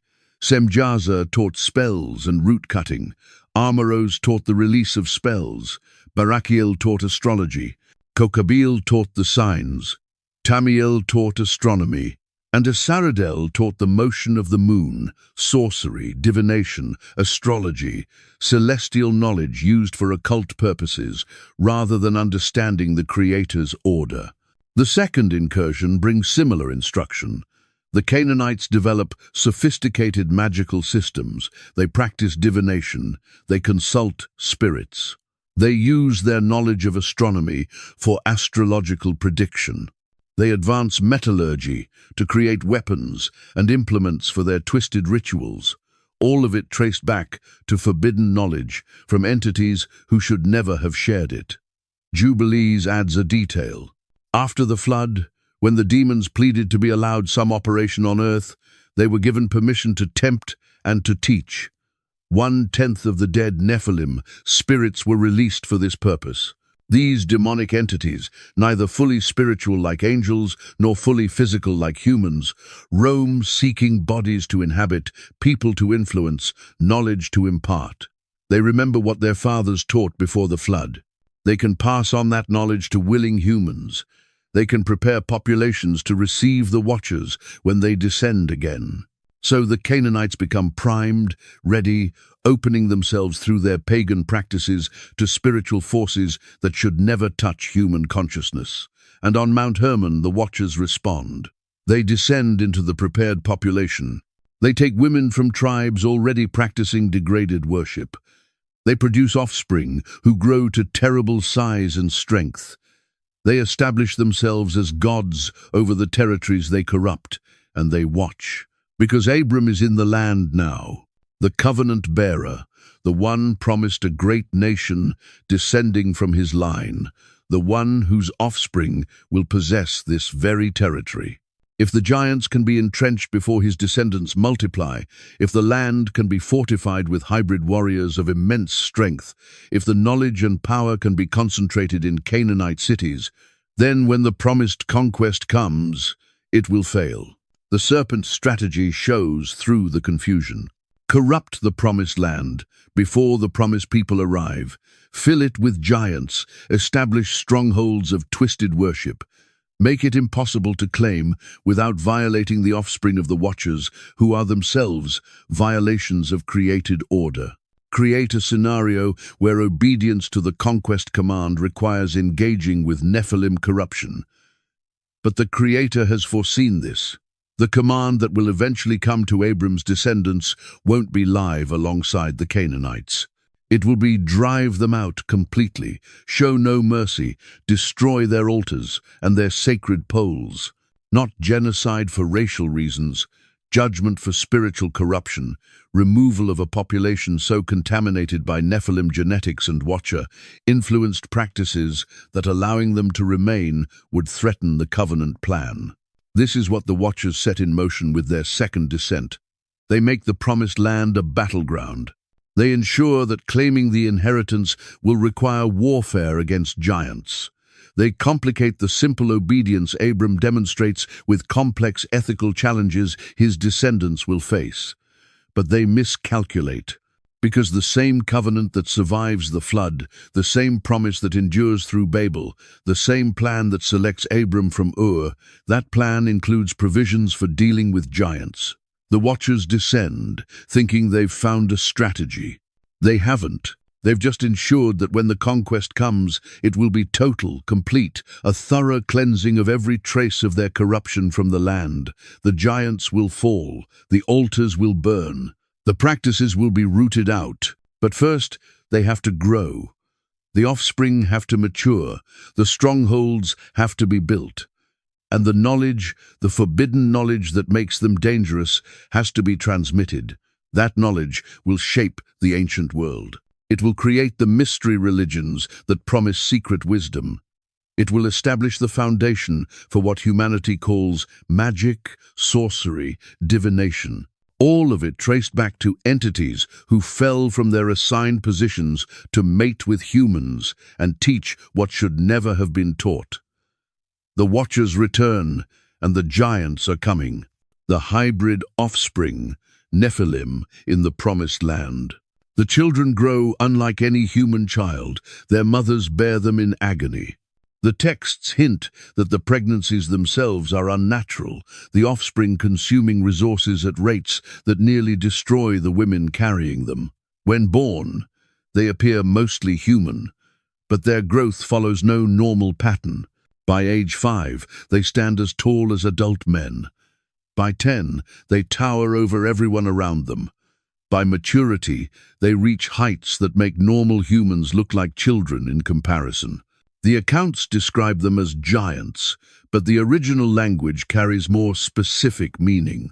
Nephilim, from the Hebrew root naphal to fall, the fallen ones or those born of the fallen, the hybrid offspring of watchers and women. Genesis 6 describes the first generation. The Nephilim were on the earth in those days and also afterward, when the sons of God came into the daughters of men and they bore children to them. These were the mighty men who were of old, the men of renown. That phrase "and also afterward" becomes crucial. After what? After the flood, after the judgment that drowned the first generation of giants. They appear again. Numbers 13 confirms this. When the spies returned from scouting Canaan, we saw the Nephilim there, the sons of Anak who come from the Nephilim, and we seemed to ourselves like grasshoppers, and so we seemed to them, grasshoppers. That's the scale difference the spies describe. They feel like insects compared to the giants inhabiting the land. But these aren't the same individuals who lived before the flood. Those drowned. These are new generations, produced through a second incursion, born to Canaanite women from watchers who descended on Hermon. The Book of Enoch describes the original Nephilim's nature. They devoured all the acquisitions of men. And when men could no longer sustain them, the giants turned against them and devoured mankind. And they began to sin against birds and beasts and reptiles and fish, and to devour one another's flesh and drink the blood. Parasitic, consuming, insatiable. They don't produce, they take. They drain the resources around them. Their appetites exceed what nature can sustain. And they're violent. Genesis 6 states clearly, the earth was filled with violence. The giants bring warfare, oppression, predation as their defining characteristics. The second generation carries the same traits. As they mature in Canaan, they dominate the populations around them. They establish themselves as rulers, warriors, champions. Their size and strength make them natural leaders in a world where might often determines right. But they're not immortal like their fathers. They're mortal like their mothers. They can be wounded, they can be killed, they age and eventually perish. But when they do, according to Enoch and Jubilees, something else happens. Their spirits don't go to Sheol like normal human souls. They don't rest in death. They become something else. Demons, disembodied spirits, neither fully spiritual nor fully physical, able to influence the physical realm but not properly inhabit it, craving flesh they no longer possess, seeking bodies to inhabit, corrupting whatever they touch. Jubilees describes it. The spirits of the giants afflict, oppress, destroy, attack, do battle, and work destruction on the earth from the days of the slaughter and destruction and death of the giants. This explains a great deal about what later texts call demon possession, about unclean spirits seeking to inhabit humans, about entities that wander seeking rest and finding none. They're the disembodied spirits of the dead Nephilim, both from the first generation that drowned and the second generation that will eventually be destroyed in the conquest of Canaan. But while alive, the physical giants dominate specific territories. The Anakim settle primarily in the hill country. Hebron becomes their stronghold. 3 giant brothers, Ahiman, Sheshai, and Talmai, rule there. When the spies scout the land, the Rephaim, another giant clan, spread across multiple regions east of the Jordan. Their name means dead ones or shades, perhaps connecting to their eventual fate or to their unnatural origin. The Emim inhabit territories east of the Salt Sea. Deuteronomy describes them, a people great and many and tall as the Anakim. The Zamzumim settle in Ammon's later territory, a people great and many and tall as the Anakim. The pattern repeats. Multiple giant clans, multiple territories, all concentrated in and around the land promised to Abram's descendants. They build fortified cities. The spies report the cities are fortified and very large. Giants require larger doors, wider streets, higher ceilings. The architecture reflects the inhabitants, and cities built by giants with Watcher, taught knowledge of metallurgy and construction, become formidable strongholds. Og, king of Bashan, serves as a specific example preserved in later accounts. Deuteronomy records, "For only Og, the king of Bashan, was left of the remnant of the Rephaim. Behold, his bed was a bed of iron. Is it not in Rabbah of the Ammonites? 9 cubits was its length and 4 cubits its breadth, according to the common cubit. 9 cubits long, roughly 13 to 14 feet, assuming an 18-inch cubit. A bed that size suggests a man perhaps 10 to 12 feet tall. The text preserves this detail because the bed remained as evidence. Future generations could see it and know the giants were real. They lived, they ruled, and they were eventually defeated. But before their defeat, they terrorize. They dominate trade routes. They demand tribute. They raid settlements. Their presence makes travel dangerous and settlement precarious. And they perpetuate themselves. The giants take wives from among the Canaanite population. They produce offspring who carry the Nephilim bloodline, even if diluted. The genetic contamination spreads through the people inhabiting the promised land. This becomes critical to understanding the later conquest commands. When the command comes to eliminate the Canaanites completely, it's not arbitrary ethnic cleansing. It's surgical removal of a population contaminated by Nephilim genetics, a people so corrupted by giant bloodlines and Watcher influence practices that allowing them to remain would threaten the genetic purity of the covenant line. Because that's what this warfare is ultimately about. The seed of the woman must remain fully human to fulfill the promise. The bloodline through which the serpent crusher will come cannot be polluted with Nephilim genetics. Every giant clan in Canaan represents a threat to that promise. Every city where the Anakim dwell becomes a potential source of contamination. The Watchers know this. That's why they target this specific land. That's why they concentrate their offspring in the territories promised to Abram. Create a scenario where the promised people cannot claim their inheritance without either engaging with hybrid populations or abandoning the promise entirely. But they underestimate the covenant commitment. The giants grow tall. They build strong cities. They establish dominance over the land. And all of it will eventually be torn down. Every stronghold reduced. Every giant clan eliminated.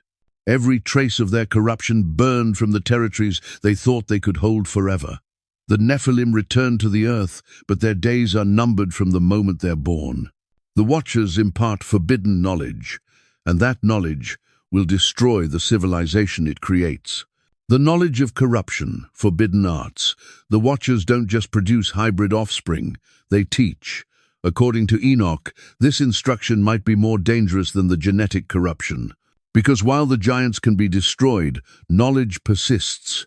It transfers. It hides in practices and traditions that outlive their original teachers. Azazel teaches first. He showed them swords and knives and shields and breastplates, weaponry. Before this, conflicts might be settled with stones and clubs, natural implements. But Azazel introduces purpose-designed killing tools. He shows them metals, how to find them in the earth, how to extract them, how to work them, mining, smelting, forging, the technological progression that enables organized warfare, bronze weapons.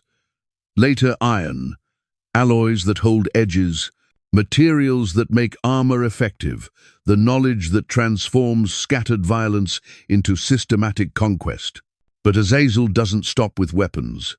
He showed them bracelets and ornaments, and the use of antimony, and the beautifying of eyelids, and all kinds of precious stones, and all coloring tinctures, cosmetics, jewelry, adornment. This seems trivial next to weapons, but it's not. It represents the cultivation of vanity, the elevation of appearance, the arts that feed pride and lust. Eye makeup in the ancient world serves specific purposes. It attracts sexual attention. It signals availability. In temple prostitution, it marks the sacred harlots who serve fertility deities through sexual rituals. Azazel's teaching connects directly to the sexual corruption that brought the flood.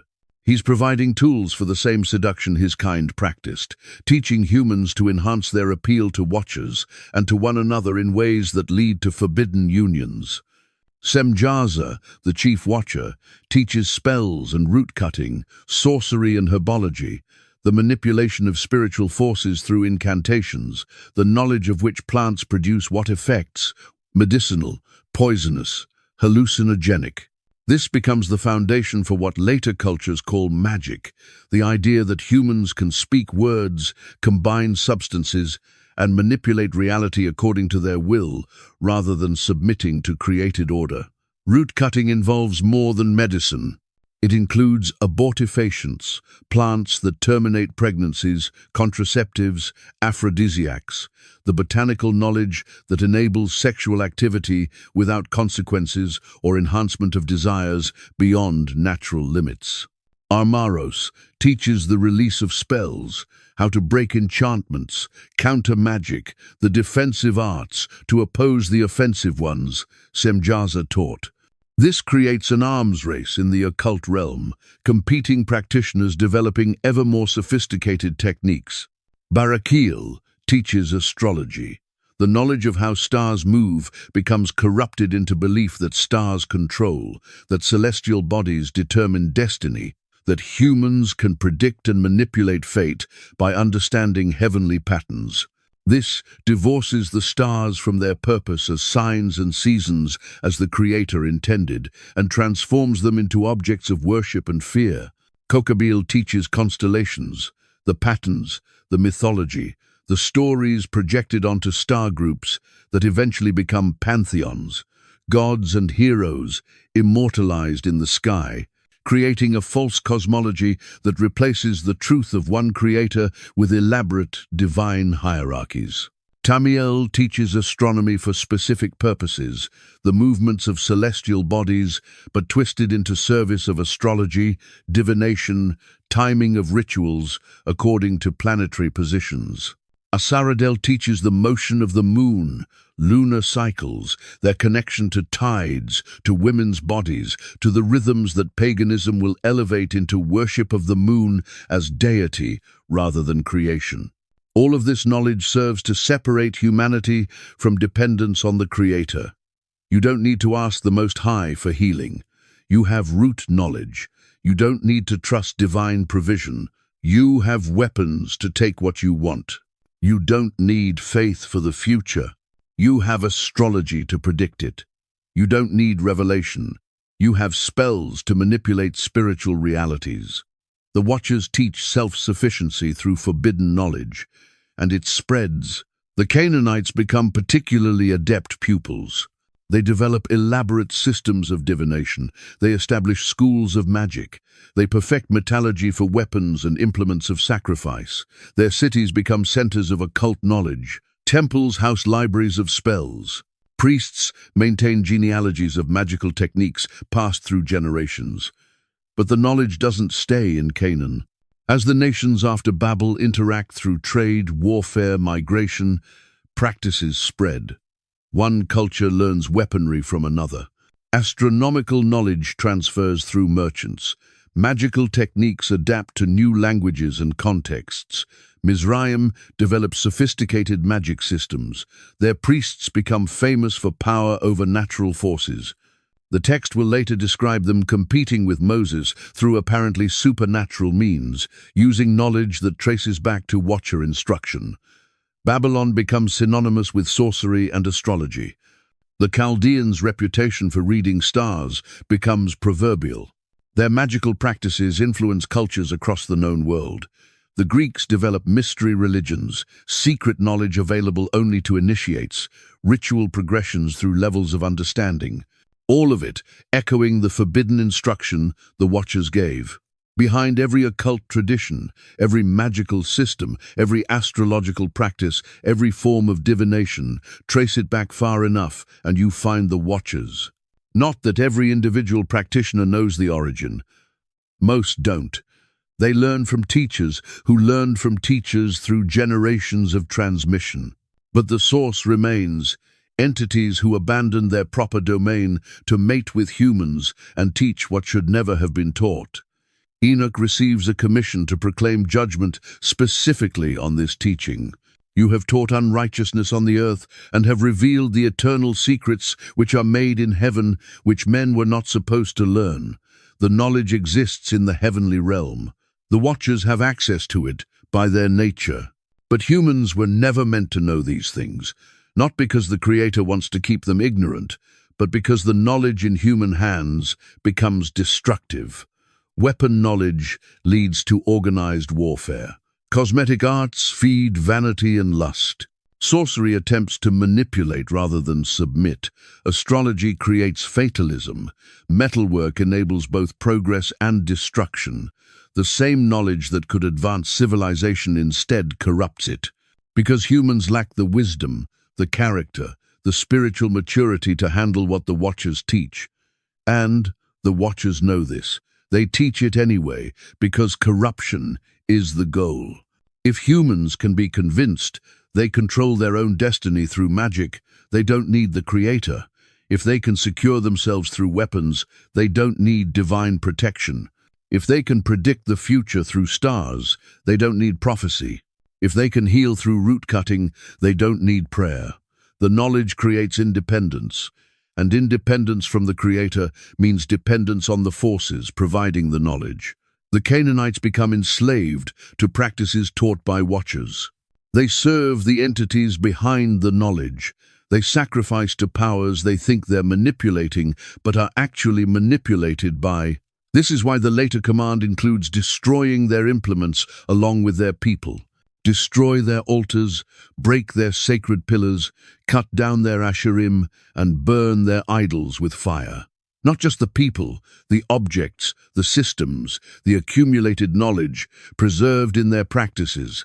Because leaving that knowledge intact means leaving a door open, a path for future corruption, a source of forbidden instruction that will contaminate the covenant people if they have access to it.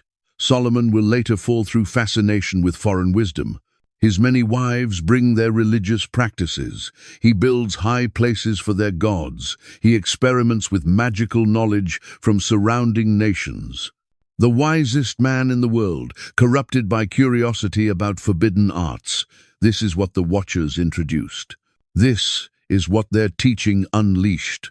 A world where humans pursue power through occult means, where they seek control through manipulation of spiritual forces, where they elevate technique over relationship with the Creator. The knowledge spreads across the ancient world. Every culture develops variations.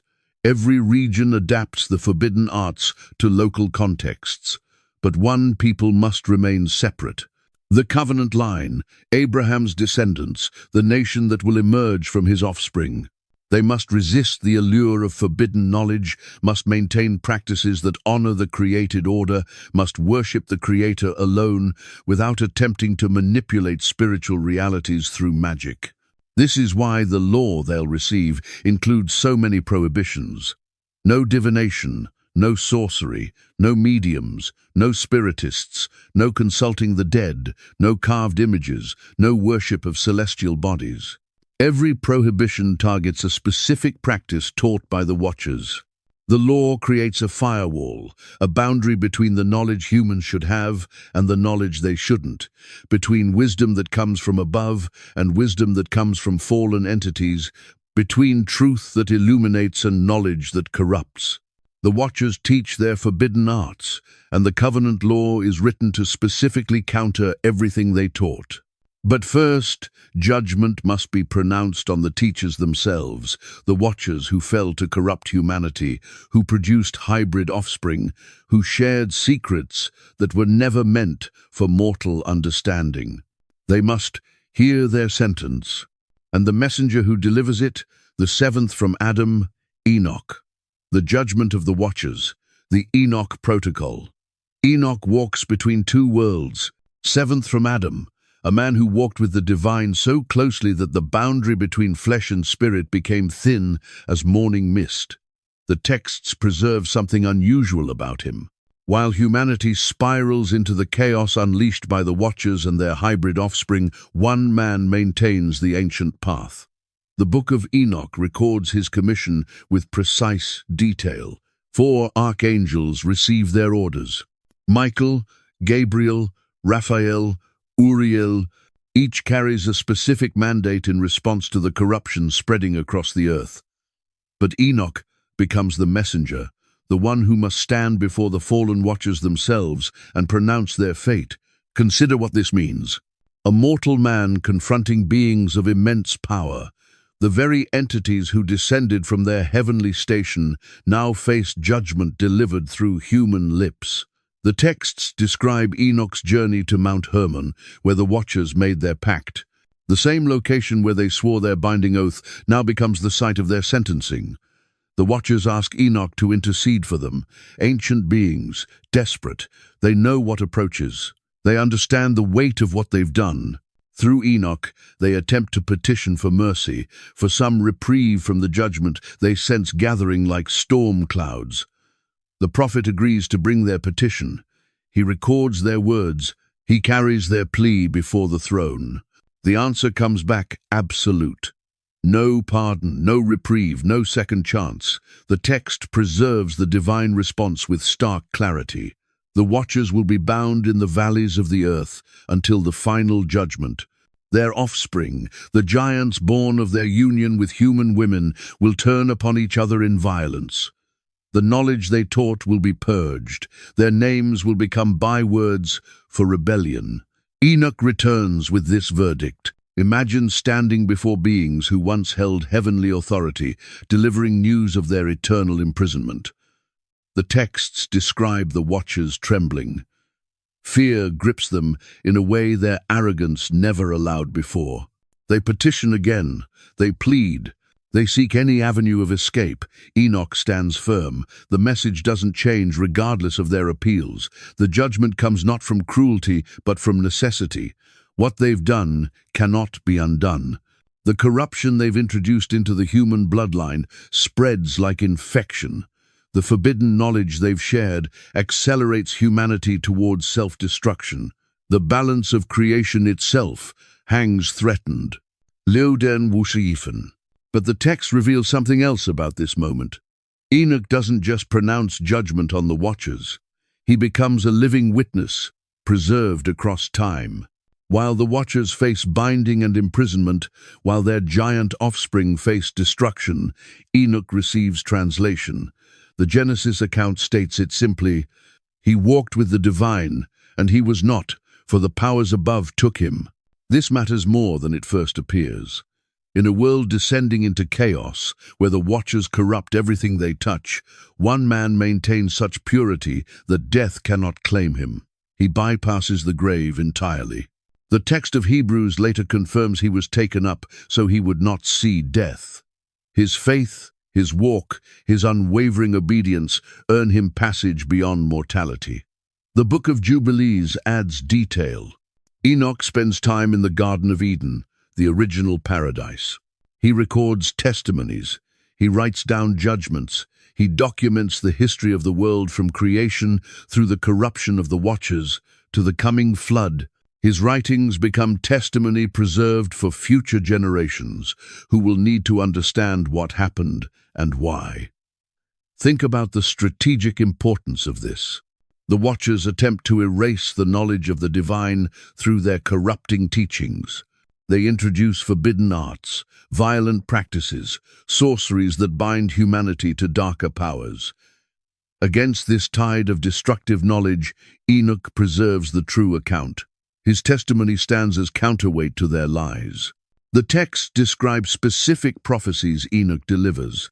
He speaks of coming judgment not just on the Watchers, but on all who follow their path. He prophesies the flood that will cleanse the earth of the hybrid corruption. He sees forward to the final judgment, when the bound Watchers will face their ultimate sentence. His vision spans from the immediate crisis to the end of all things. Josephus records the tradition differently, but consistently. He notes that Enoch discovered the knowledge of the heavenly bodies, the movements of stars, the ordering of time, not the corrupted astrology the Watchers teach, but the true understanding of creation's rhythms. This knowledge, Josephus claims, Enoch inscribed on pillars that survived the flood, preserving wisdom through catastrophe. The Watchers face their binding. The texts locate their imprisonment in valleys and mountains throughout the ancient lands. Some traditions place them in the regions east of the great river systems. Others suggest they're bound beneath the very mountain where they made their pact. The geography matters less than the reality. Beings of power reduced to captivity, waiting for final judgment. Their offspring receive no such mercy. The giants, products of the unnatural union, turn upon each other exactly as prophesied. Their violence escalates.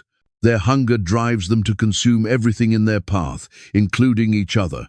The texts describe this mutual destruction as divinely orchestrated, a way of purging the corruption without requiring direct intervention for each individual creature.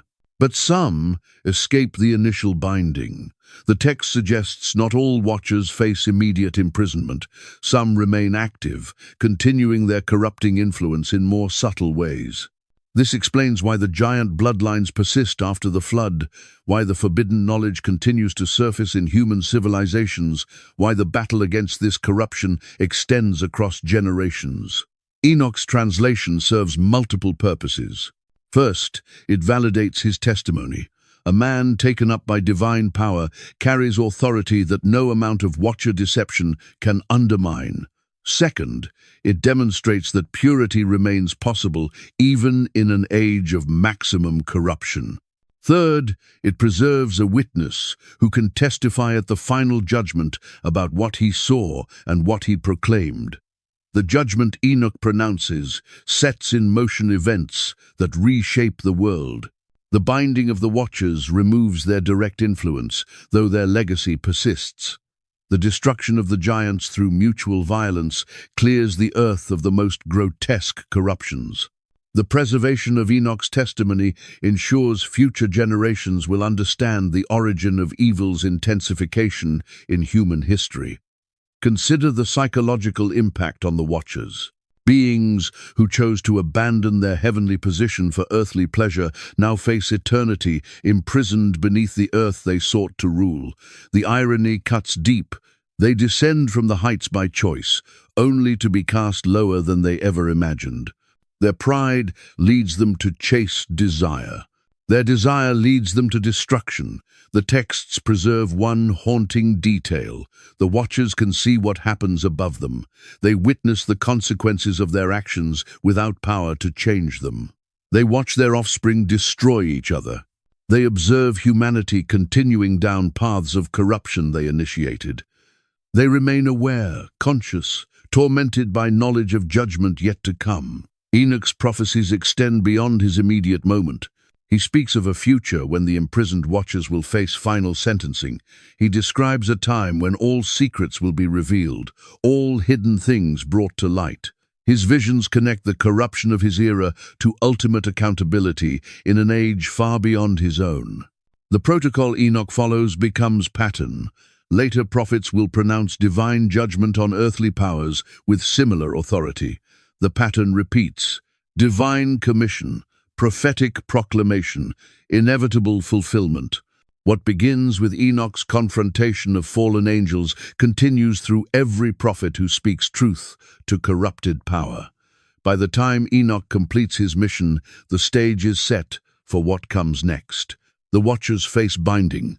Their giant offspring face mutual destruction, but the corruption they introduced doesn't vanish. It persists in human hearts, in preserved, forbidden knowledge, in bloodlines that carry fragments of the unnatural union.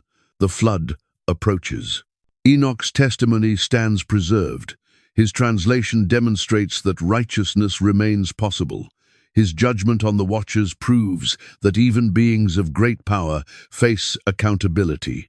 The world he leaves behind rushes toward catastrophe. But the seed of hope persists in his witness, and in the line of those who, like him, choose to walk the ancient path, despite the darkness closing in around them. The cleansing fires, the Sodom and Gomorrah, parallel. The cities of the plains shimmer in the desert heat. 5 cities cluster near the salt sea in the valley that divides the mountains to the east from the highlands to the west. Sodom, Gomorrah, Admah, Zeboim, Bela.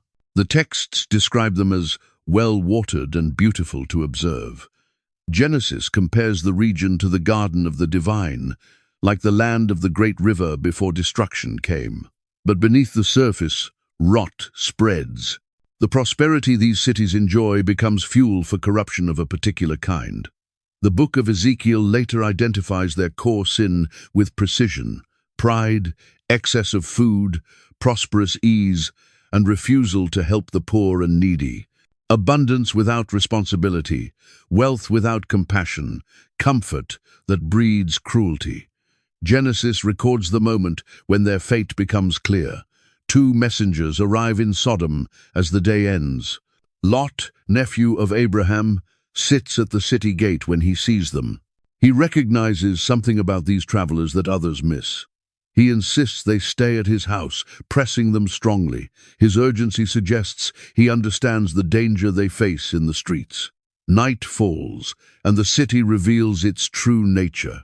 Men from every part of Sodom, both young and old, surround Lot's house. The entire city participates. They demand Lot bring out his guests so they might know them. The Hebrew text uses language that leaves no ambiguity about their intent. This isn't curiosity. This is assault, organized at community level. Lot steps outside and shuts the door behind him. He pleads with the mob. He calls them brothers.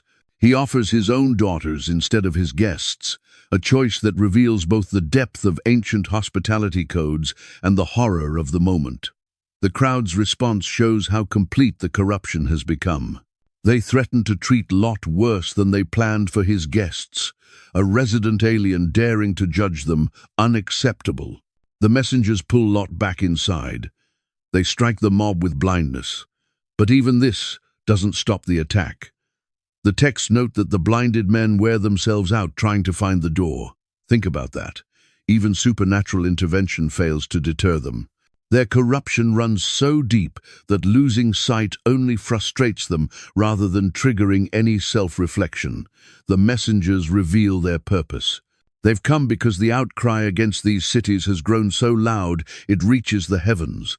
They will destroy the place completely. Lot has until morning to gather anyone who will listen and leave. The clock starts ticking.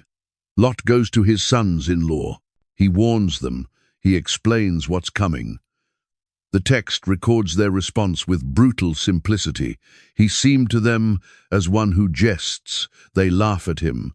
The idea that their prosperous, powerful cities face destruction seems absurd. This is the same disbelief that gripped the generation before the flood. Warning falls on ears, deafened by comfort and confidence. Morning comes. The messengers urge Lot to hurry. Take your wife, take your 2 daughters, leave now. But Lot hesitates. He lingers. The text doesn't explain why, but we can imagine the weight of leaving everything, everyone, the entire life he built in this place. The messengers have to physically grab Lot, his wife, and his daughters by the hands and drag them out of the city. They give one command: run to the mountains. Don't look back. Don't stop anywhere in the valley. The urgency in their words suggests the destruction will be immediate, total, inescapable. Lot bargains for permission to flee to a small city nearby instead. They grant this request. The city of Bela becomes Zoar, which means small, named for Lot's petition. The sun rises over the land. Lot reaches Zoar exactly as dawn breaks. The timing matters. In the full light of day, with no possibility of blaming darkness or imagination, the judgment falls. The texts describe it with specific detail. The powers above rain down burning sulfur on Sodom and Gomorrah, fire and brimstone from the sky. The destruction spreads beyond the two named cities. All the cities of the plain face the same fate. All their inhabitants, everything growing in the ground. The thoroughness mirrors the flood's totality, but localized to this valley. Where the flood used water to cleanse, here fire serves the same purpose. Different method, same function, purging corruption that has reached critical mass. Lot's wife looks back. Despite the explicit warning, despite being physically dragged from the city, despite everything she's witnessed, she turns to see what's happening behind her. The text states simply that she becomes a pillar of salt. Later traditions debate whether this is metaphor or literal transformation. Either way, the message is clear. Attachment to what's being judged brings participation in that judgment. Abraham sees the smoke from a distance. He looks down towards Sodom and Gomorrah and sees the smoke of the land rising like smoke from a furnace. This is the same Abraham who just chapters earlier interceded for these cities. He bargained with the divine. If 50 righteous people live there, will you spare it? The number dropped to 45. Then 40, 30, 20, finally 10. The answer was always yes. The city would be spared for 10 righteous, but 10 couldn't be found. The parallel to the Watcher judgment becomes clear when you examine what the texts suggest about these cities. The Book of Enoch mentions that some Watchers and their influence persist after the initial binding. The extreme depravity of Sodom and Gomorrah, particularly the organized assault on divine messengers, suggests corruption beyond mere human wickedness. The violent sexual aggression mirrors the Watcher's original sin, violating boundaries meant to remain fixed. Josephus adds an interesting detail.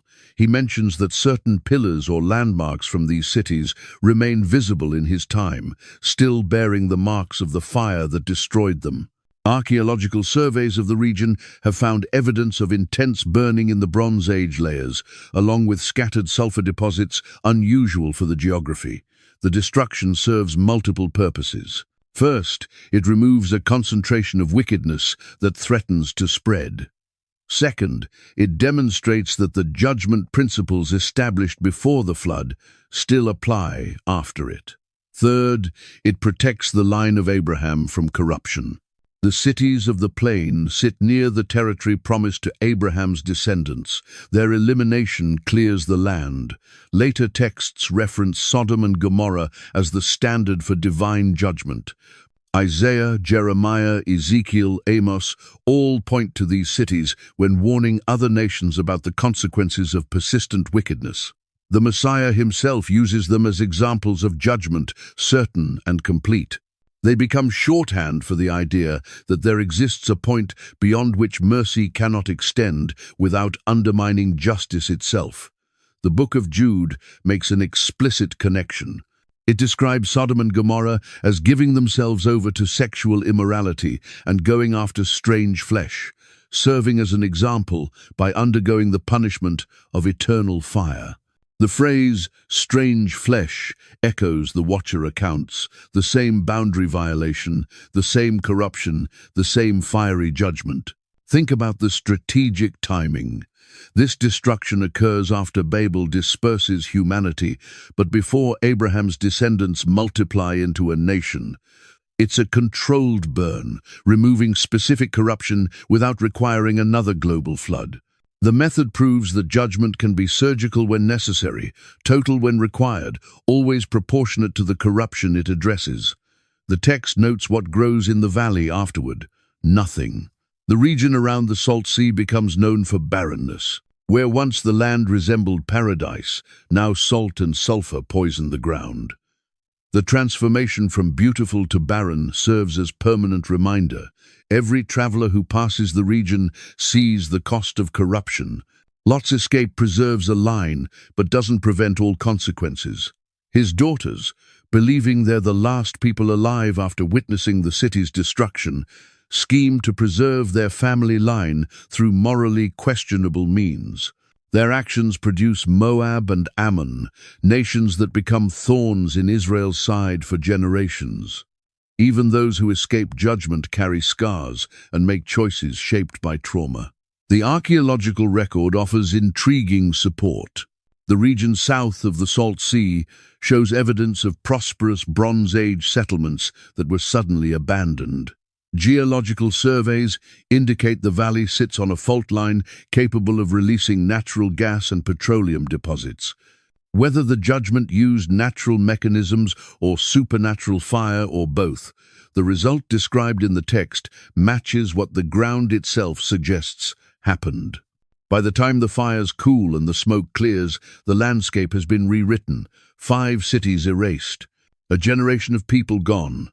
A valley transformed from garden to wasteland.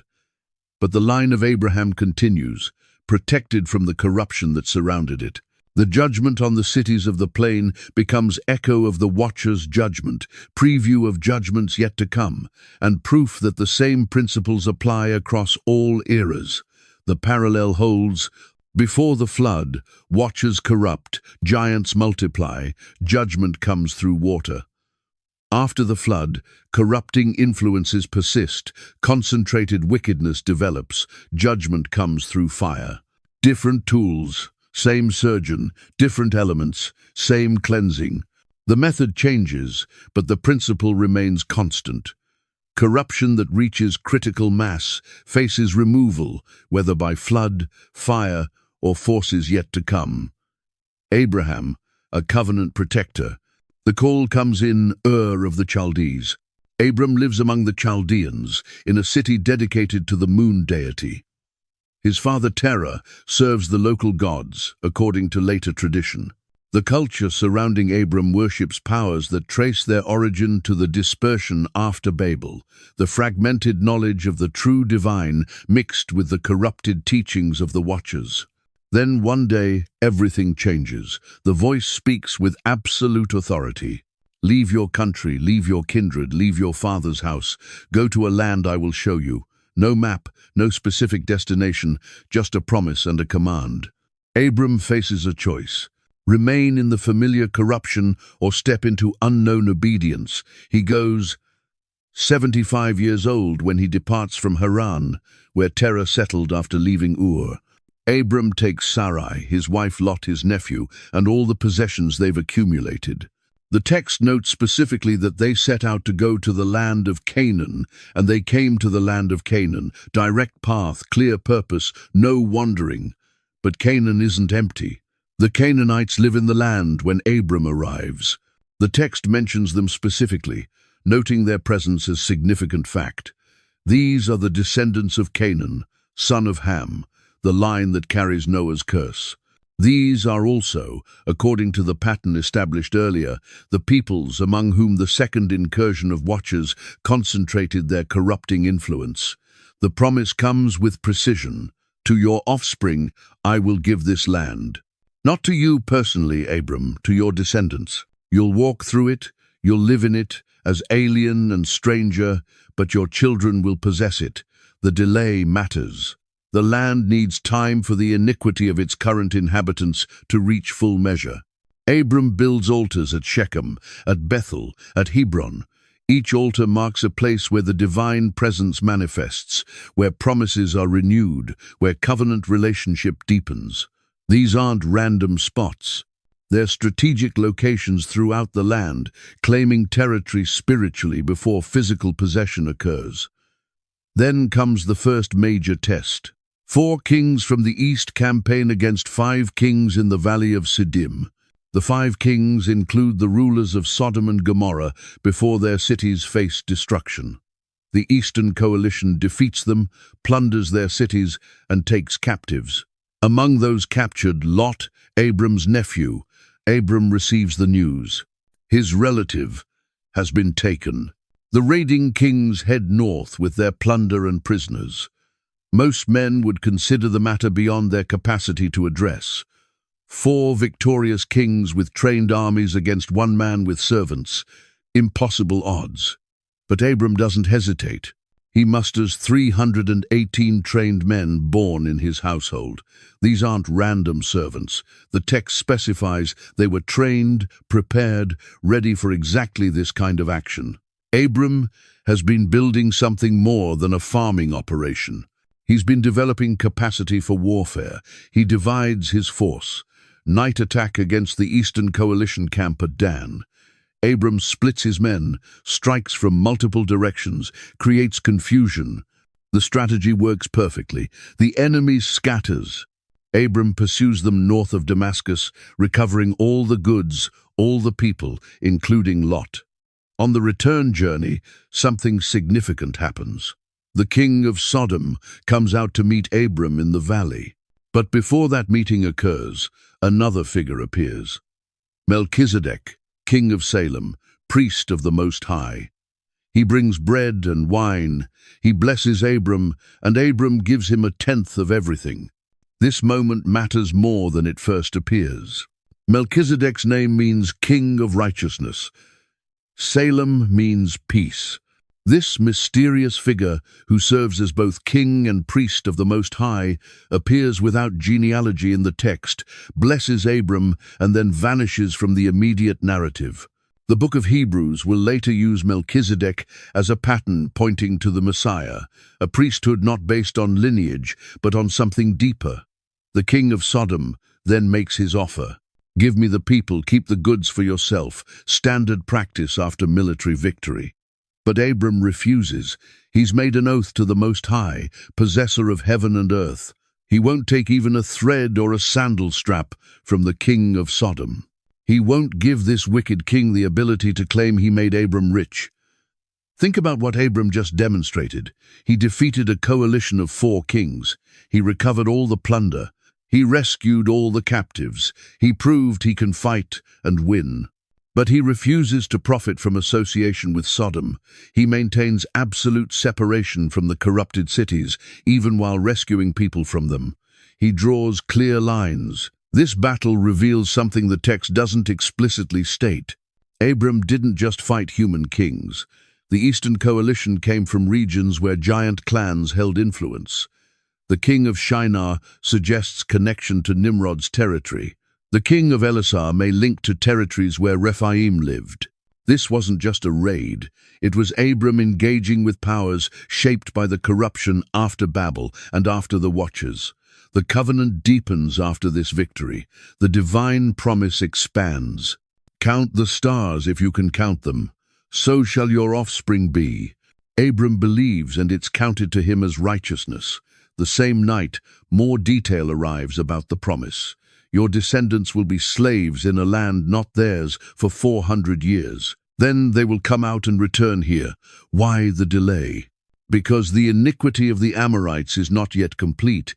That phrase matters. The Amorites, part of the Canaanite complex, haven't yet reached the level of corruption that requires removal. Their wickedness continues to develop. The giants among them continue to spread. But the time will come when their iniquity fills up, and then Abram's descendants will return as instruments of judgment. Years pass. The promise of offspring seems delayed. Sarai suggests Abram have a child with Hagar, her servant. Abram agrees. Ishmael is born. But 13 years later, the divine voice returns with clarification. Sarai will bear the promised son, not Hagar, not Ishmael. The promise runs through Isaac, the child of promise, not through Ishmael, the child of human effort. The covenant receives a sign, circumcision. Every male in Abram's household, including Abram himself at 99 years old, undergoes this mark in their flesh. It's painful, it's permanent, it's a physical reminder of covenant relationship. And it's a sign that sets Abram's line apart from all surrounding peoples. Then comes the destruction of Sodom. Abram intercedes for the cities. He bargains for them, but they fall anyway. The separation between Abram's line and the corrupted cities becomes absolute. Lot escapes barely. His wife doesn't, and the cities of the plain vanish in fire and sulfur. Isaac arrives exactly as promised. A son born to 100-year-old Abraham and 90-year-old Sarah. Impossible by natural means. Laughter turns to reality. The child of promise enters the world carrying the future of the covenant. But the testing isn't finished. Abraham receives the command to offer Isaac on Mount Moriah. Take your son, your only son whom you love, and offer him, the same son through whom all the promises are meant to flow. Abraham obeys. He builds the altar. He binds Isaac. He raises the knife. And at the last moment, the voice stops him. Now I know that you fear me, seeing you have not withheld your son, your only son, from me. The pattern becomes clear across Abraham's life. He's called out of corruption in Ur. He separates from Lot before Sodom's destruction. He defeats kings who represent powers after Babel. He refuses profit from wicked cities. He marks his household with covenant signs. He trusts promises that seem impossible. And through all of this, he's establishing something, a protected line through which the ultimate answer to the Watcher corruption will eventually come. The Battle of the Kings wasn't random military action. Abraham demonstrated that the covenant line can fight and win against powers shaped by the rebellion. The separation from Sodom wasn't just moral fastidiousness. It was strategic protection from corruption that would reach judgment level. The acceptance of Melchizedek's blessing pointed to a priesthood not contaminated by the Canaanite systems. By the time Abraham dies, he's accomplished the mission. He's established a covenant line genetically distinct through Isaac. He's maintained separation from the corrupted Canaanite culture.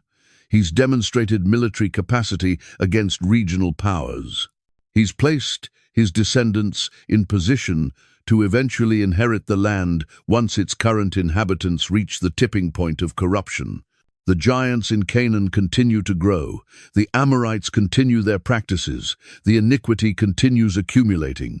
But now there's a counterforce in place, a bloodline protected by covenant, a people marked as different, a nation in embryo that will eventually return to cleanse the land of the very corruption the Watchers introduced and the giants embody. Abraham doesn't live to see the conquest. He doesn't witness his descendants defeating the Anakim. He doesn't see the giant strongholds fall, but he establishes the foundation that makes all of it possible. The covenant protector doesn't fight every battle. He builds the platform from which future battles can be won. The Anakim, giants in the spy, report. 430 years after Abraham's line descends into Egypt, they emerge as a nation. Moses leads them out with mighty signs. They cross through the sea on dry ground. They camp at the mountain where the covenant is renewed. They build the tabernacle and organize as a holy nation. Then they march toward the land promised to their fathers. The border of Canaan rises before them. Moses selects 12 men, one from each tribe, for a reconnaissance mission. Go up into the hill country. See what the land is like. Observe the people who live there. Are they strong or weak? Are they few or many? Check the cities. Are they fortified or open? Examine the land itself. Is it good or bad? Bring back fruit as evidence. The spies enter Canaan and spend 40 days exploring. They go up through the Negev. They come to Hebron, where Ahiman, Sheshai, and Talmai live. The text identifies these three by name and adds a crucial detail. They are the descendants of Anak. The genealogy matters. Anak means long-necked or giant. His descendants are the Anakim, the giant clans who've established themselves as the dominant power in the region. The spies continue north to the valley of Eshcol. There they cut down a branch with a single cluster of grapes, so large it requires 2 men carrying it on a pole between them. They also gather pomegranates and figs. The abundance of the land is undeniable. The soil produces fruit of extraordinary size and quality. They return after 40 days. The entire congregation gathers to hear the report. The spies present the fruit they've collected. They confirm the land flows with milk and honey. They have evidence in their hands. But then comes the pivot. However, that one word changes everything. However, the people who live in the land are strong. The cities are fortified and very large. And moreover, we saw the descendants of Anak there. The Amalekites live in the Negev. The Hittites, Jebusites, and Amorites live in the hill country. The Canaanites live by the sea and along the Jordan. Caleb tries to counter the growing panic. Let us go up at once and occupy it, for we are well able to overcome it. His voice rings with confidence. He's seen the same things the others have seen. He knows the challenges, but he trusts the promise more than he fears the obstacles. The other spies shut him down. We are not able to go up against the people, for they are stronger than we are. Then they begin spreading what the text calls a bad report about the land. The land devours its inhabitants. Everyone we saw there is of great height. We saw the Nephilim there, the sons of Anak who come from the Nephilim. We seem to ourselves like grasshoppers, and so we seem to them. This moment crystallizes the crisis. The spies identify the Anakim explicitly as descendants of the Nephilim. They connect the giant clans in Canaan directly to the hybrid offspring of the Watchers. They're not using metaphor or exaggeration. They're making a genealogical claim. The same corruption that required the flood has re-emerged in the land promised to Abraham's descendants. The congregation's response is immediate panic. They weep through the night. They blame Moses and Aaron for bringing them to die in this land. They propose choosing a new leader to take them back to Egypt. The promise means nothing when weighed against the terror the giant clans inspire. Better slavery in Egypt than death at the hands of the Anakim. Moses and Aaron fall on their faces before the assembly. Joshua and Caleb tear their clothes in grief. They plead with the congregation. The land we pass through is exceedingly good. If the divine delights in us, he will bring us into this land and give it to us. Only do not rebel. Do not fear the people of the land. Their protection is removed from them, and the presence is with us. Do not fear them. The congregation responds by threatening to stone them. The very men speaking truth, offering hope, pointing to the promise, face violence from the people they're trying to help. The rebellion reaches critical mass. Then the glory of the divine appears at the tent of meeting before all the people. The judgment comes swift. How long will this people despise me? How long will they not believe in me despite all the signs? The generation that refused to trust will die in the wilderness. Not one of them except Caleb and Joshua will see the land. Their children will enter, but those who voted for Egypt over the promise will wander for 40 years. 1 year for each day the spies explored the land. The spies who brought the bad report die immediately. A plague strikes them down before the congregation. Only Joshua and Caleb survive. The contrast is stark. Those who spoke truth based on trust in the promise live. Those who spread fear based on physical observation die before the day ends. But the specifics of the spy report deserve closer examination. They mention seeing the Nephilim specifically. They identify the Anakim as descendants of these Nephilim. They describe the fortified cities. They note the great size of the inhabitants. They compare themselves to grasshoppers in relation to the giants. Every detail points to the same conclusion. The giant clans have established themselves as the ruling power in Canaan. Archaeological evidence supports the existence of unusually tall people in ancient Canaan. Skeletal remains from the region show some individuals reached heights of 6'6" to 7 feet. Fortifications from the Bronze Age period demonstrate massive construction projects requiring enormous labor forces. The cultural memory of giant warrior clans persists in multiple ancient sources beyond the biblical text. The text later provides more specific information about the Anakim. They're described as a strong and tall people. When Moses recounts the spy episode years later, he notes that the Anakim are part of the Rephaim, another giant clan. The Rephaim have a longer history in the region, mentioned in Genesis during Abraham's time. The Anakim represent one branch of this broader giant population. The geography of Anak's descendants is specific. Hebron serves as their stronghold. The text names Ahiman, Sheshai, and Talmai as the three sons of Anak living there. Arba, the father of Anak, founded the city. It was originally called Kiriath Arba, the city of Arba, because he was the greatest man among the Anakim. Think about what this means for the conquest. The land promised to Abraham's descendants has become a stronghold of giant clans. The very ground that's supposed to belong to the covenant people is occupied by those who carry the genetic corruption of the Watcher incursion. The battle for the land isn't just about territory, it's about cleansing the region of this hybrid remnant. The 40-year delay serves multiple purposes. The rebellious generation dies off. Their children grow up in the wilderness, learning trust rather than fear. They're trained in warfare through conflicts with peoples like the Amalekites. They develop the military capacity needed to face the Anakim. And the iniquity of the Amorites and Anakim continues to fill up, reaching the level where judgment becomes inevitable. Joshua and Caleb wait 40 years. They're 85 years old when they finally enter the land. Caleb specifically requests Hebron, the stronghold of the Anakim, as his inheritance. Give me this hill country of which the divine spoke. You heard how the Anakim are there with great fortified cities. Perhaps the presence will be with me and I shall drive them out. The spy report, though it triggers rebellion, establishes crucial information. The enemy is identified, their locations are mapped, their strength is assessed. Their nature as Nephilim descendants is confirmed. When the conquest begins, Israel knows exactly what they're facing. The fear that paralyzed the first generation becomes intelligence that guides the second generation. The Anakim represent the clearest evidence that the giant problem didn't end with the flood.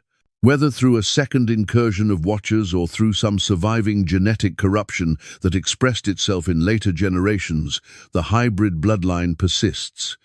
It concentrates in Canaan. It builds fortified cities. It establishes itself as the dominant military power in the region. But the spy report also reveals the Anakim's vulnerability. Their protection is removed. The phrase suggests they've lost divine covering through their continued wickedness. They're strong physically but exposed spiritually. The same corruption that makes them formidable also ensures their judgment. They've filled up their iniquity. Their time runs short. By the end of the 40 years, everything changes. The generation that feared the giants is dead. The generation that will face them has been trained. Joshua leads them to the Jordan. Caleb waits for his chance at Hebron. The Anakim still hold the high ground, still occupy the fortified cities, still inspire terror. But now there's an army coming that doesn't see grasshoppers when they look in the mirror. They see covenant people trained in the wilderness, commanded by the divine, ready to cleanse the land of the very corruption the Watchers introduced generations ago. The giants still stand tall, but their days are numbered. The spy report that triggered 40 years of wandering becomes the battle plan for the conquest. Every city mentioned, every giant clan noted, every fortified stronghold identified, all of it will be addressed systematically. The Anakim made the list. Now Joshua will work his way through it. The War of the Giants. Joshua's campaign. The Jordan parts at flood stage. 40 years after the spy report, the next generation stands ready. Joshua leads them across on dry ground. The moment they set foot on the western bank, the conquest begins. But this isn't just a campaign to take territory. It's a targeted operation to eliminate specific populations. Jericho falls first. 7 days of marching. 7 priests with 7 trumpets. On the 7th day, 7 circuits around the city. Then the blast, the shout, the walls collapse. The city is devoted to destruction. Everything in it must be removed. The text emphasizes this with absolute clarity. Only Rahab and her household survive because she protected the Israelite spies. But Jericho is preparation. The real targets lie in the hill country where the Anakim have concentrated their power. Hebron, Debir, the fortified cities in the Negev. These strongholds must fall if the land is to be cleansed of the giant clans. The southern coalition forms quickly. The king of Jerusalem hears that Jericho has fallen and Ai has been taken. He sends word to 4 other kings: Hebron, Jarmuth, Lachish, and Eglon. 5 kings unite against the threat. Notice who leads the coalition. The king of Hebron, the city of the Anakim, takes his place as one of the primary powers organizing resistance. The coalition attacks Gibeon. Gibeon had made peace with Israel, and now they need help.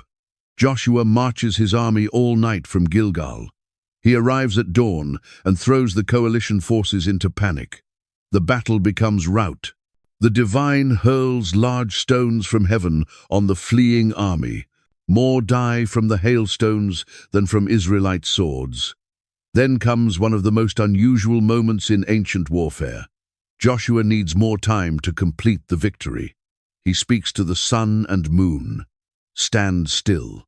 The text records that the sun stopped in the midst of heaven and did not hurry to set for about a whole day. Extended daylight allows complete destruction of the coalition forces. The 5 kings try to hide in a cave at Makkedah. Joshua seals them inside with large stones. After finishing the battle, he brings the kings out. His commanders put their feet on the necks of these kings. Then Joshua strikes them down and hangs them on 5 trees until evening. The kings of the coalition, including the king of Hebron, die that day, but taking the city's remains. Joshua's forces sweep through the south: Makkedah, Libnah, Lachish, Eglon. Each city falls. Each population faces the same treatment. The text repeats the formula with deliberate emphasis. Joshua devoted all to destruction, leaving none remaining. He did to them just as he did to Jericho and its king. Then they marched to Hebron, the city of Arba, the stronghold of the Anakim, the place where Ahiman, Sheshai, and Talmai, the 3 sons of Anak, make their stand. Joshua captures the city. The text states clearly, he struck it with the edge of the sword, devoting to destruction every person in it. He left none remaining. But there's a detail that matters. The text later clarifies that Caleb is the one who ultimately drives out the 3 sons of Anak from Hebron. Joshua takes the city during the general conquest, but the Anakim themselves require focused effort. Caleb, now 85 years old, specifically requests Hebron as his inheritance because he wants the honor of finishing what he saw 45 years earlier during the spy mission. The campaign continues north. Joshua strikes Debir, another Anakim stronghold. The king and every person in it face destruction. The text emphasizes the thoroughness. No survivors, no remnant. The pattern holds consistent across each giant stronghold. After the southern campaign, Joshua turns to the northern coalition. The king of Hazor hears what happened in the south and organizes an even larger alliance. The text describes the gathering. Warriors as numerous as sand on the seashore, with very many horses and chariots. The coalition includes kings from the mountains, the Arabah, the lowland, and the heights. More importantly, it includes the Anakim. The text specifically mentions that the coalition includes people from the hill country where the Anakim dwell. This is the northern branch of the giant clans joining forces with conventional armies. The combination of numbers, equipment, and the giant warriors creates the most formidable opposition Israel faces. Joshua receives direct instruction: do not be afraid of them. Tomorrow at this time I will give them all slain before Israel. Hamstring their horses, burn their chariots. The strategy is clear. Remove their technological advantage. Make this about infantry combat, where covenant promise matters more than military hardware. The battle at the waters of Merom. Joshua comes against them suddenly. The surprise attack works. The coalition breaks. Joshua's forces pursue them to Greater Sidon in the north, to Misrephoth-Maim in the west, and to the valley of Mizpeh in the east. The text repeats the formula. They struck them until he left none remaining. Hazor burns. The most powerful city in the north, the head of all the kingdoms, goes up in flames. Joshua takes all the cities of those kings and devotes them to destruction. The pattern continues, systematic, thorough, complete. Then comes a crucial summary statement. Joshua took all the land, the hill country, and all the Negev, and all the land of Goshen, and the lowland, and the Arabah, and the hill country of Israel, and its lowland. But the text adds specific detail about one particular campaign within this larger conquest. Joshua wiped out the Anakim from the hill country, from Hebron, from Debir, from Anab, and from all the hill country of Judah and Israel. Joshua devoted them to destruction with their cities. There was none of the Anakim left in the land of the people of Israel. The emphasis is remarkable. The general population faces conquest, but the Anakim face extinction. However, 3 locations preserve Anakim survivors: Gaza, Gath, Ashdod, 3 Philistine cities in the coastal plain. The text notes this specifically. The reason becomes important later. These remnant populations produce the giant warriors that plague Israel into the time of David. The campaign summary provides specific numbers. 31 kings defeated, territories from Mount Halak in the south to Baal Gad in the valley of Lebanon in the north. The text lists them methodically. The king of Jericho, the king of Ai, the king of Jerusalem, the king of Hebron, the king of Debir, and so on through all 31. But mixed with the conventional kingdoms are specific mentions of giant territories, the Rephaim in Ashtaroth and Edrei, the Anakim in the hill country. The text distinguishes between normal conquest of standard kingdoms and the focused destruction of giant populations. Both happen, but the latter receives special emphasis. The land rests from war after 7 years, but the rest is incomplete. The text is honest about this. Many territories remain unconquered, many populations survive. The Jebusites still hold Jerusalem. The Philistines still control the coastal cities. And in those Philistine cities, the remnant of the Anakim grows strong. Joshua is old when he finishes the active campaign. He divides the land among the tribes. Each receives territory. Each carries responsibility to complete the conquest in their assigned region. Caleb steps forward with his request. Give me this hill country.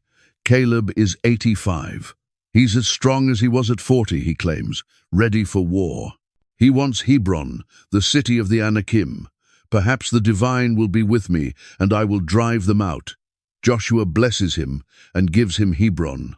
Caleb goes to war against the 3 sons of Anak, Ahiman, Sheshai, Talmai, the same 3 names mentioned in the spy report 45 years earlier. Whether these are the same individuals or descendants carrying the same names, Caleb faces them. The text states simply, he drove out from there the 3 sons of Anak. Other individuals complete similar assignments. Othniel takes Debir and receives Caleb's daughter as wife for his victory. The tribe of Judah assists Simeon in clearing their territories. Specific giant strongholds fall to specific warriors. But the pattern shifts as the conquest continues. Many tribes fail to complete their assignments. They don't drive out all the inhabitants. They put them to forced labor instead. They compromise. They settle for partial obedience. The text notes this repeatedly. The Benjaminites did not drive out the Jebusites. The tribe of Manasseh did not take possession of those cities, for the Canaanites persisted in dwelling in that land. The consequences of incomplete conquest emerge quickly. The peoples who should have been removed become thorns in Israel's sides. The giant remnants in the Philistine cities grow into the warriors who challenge Israel for generations. The compromise that seemed pragmatic in the moment creates strategic problems for the future. The war of the giants is real. Hebron falls, Debir falls, the hill country is cleared, the Anakim face systematic destruction, but the three Philistine cities preserve survivors. Those survivors carry the genetics, the culture, and the violence of the giant clans forward. The war Joshua fights successfully, the next generation will have to fight again. By the time Joshua dies, the land is largely conquered. The major Anakim strongholds are destroyed, the fortified cities are taken, the coalition armies are defeated, the kings are removed. But the incomplete obedience, the compromise, the failure to finish the task completely, all of it sets up the conflicts that follow. The giants aren't completely gone. They're reduced, scattered, pushed to the margins. But in Gaza, Gath, and Ashdod, they remain. They rebuild. They train new generations. They wait. And eventually they produce warriors who step forward to challenge Israel again. The war of the giants achieves its primary objective. The Anakim are broken as a controlling power in Canaan. Their strongholds are destroyed. Their populations are decimated. The land promised to Abraham's descendants is cleansed of the major concentrations of hybrid corruption. But war never ends completely. It just changes theaters. The conquest under Joshua eliminates the Anakim from most of the promised land. The battles under the judges and David will eliminate the remnant that survives. The war continues, the enemy adapts, but the outcome established in covenant promise remains certain. The last strongholds, Goliath and his kin. Generations pass after Joshua's conquest. The Philistines control 5 cities along the coastal plain: Gaza, Ashdod, Ashkelon, Gath, Ekron. These cities operate as independent city-states united by common culture and military alliance. But among them, one city stands distinct. Gath produces warriors of extraordinary size and skill. The valley of Elah becomes a battlefield. Israel and the Philistines face each other across the ravine. The armies camp on opposite ridges. Neither side moves to attack. Instead, each morning for 40 days, a single champion emerges from the Philistine ranks. His name is Goliath of Gath. The text provides unusual detail about his physical description. His height measures 6 cubits and a span. Using the ancient cubit of approximately 18 inches, this places him between 9 and 10 feet tall. His armor weighs 5,000 shekels of bronze, roughly 125 pounds. The iron point of his spear weighs 600 shekels, about 15 pounds. But the measurements matter less than the genealogy. Goliath comes from Gath, the same city where the Anakim found refuge after Joshua's campaign. The text doesn't explicitly call him a descendant of the giants, but his size, his city of origin, and later references to his brothers make the connection clear. He represents the remnant of the giant clans preserved in Philistine territory, now emerging to challenge Israel. His challenge rings out each morning: "Choose a man for yourselves. Let him come down to me. If he can fight me and strike me down, we will be your servants. But if I prevail against him and strike him down, you shall be our servants." The stakes are total, single combat, to determine the outcome of the entire war. The Israelite army responds with terror.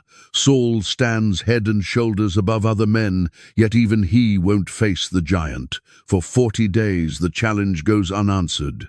Fear paralyzes the covenant people, just as it did their ancestors at Kadesh Barnea when the spies brought back reports of the Anakim. Then David arrives with supplies for his brothers.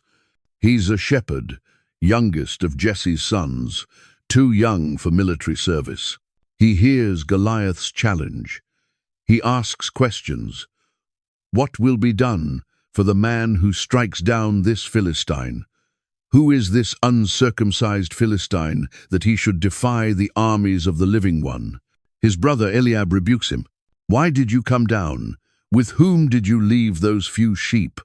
I know your presumption and the evil of your heart. You just want to see the battle. The dismissal is complete. David is nobody. He should go home. But David persists.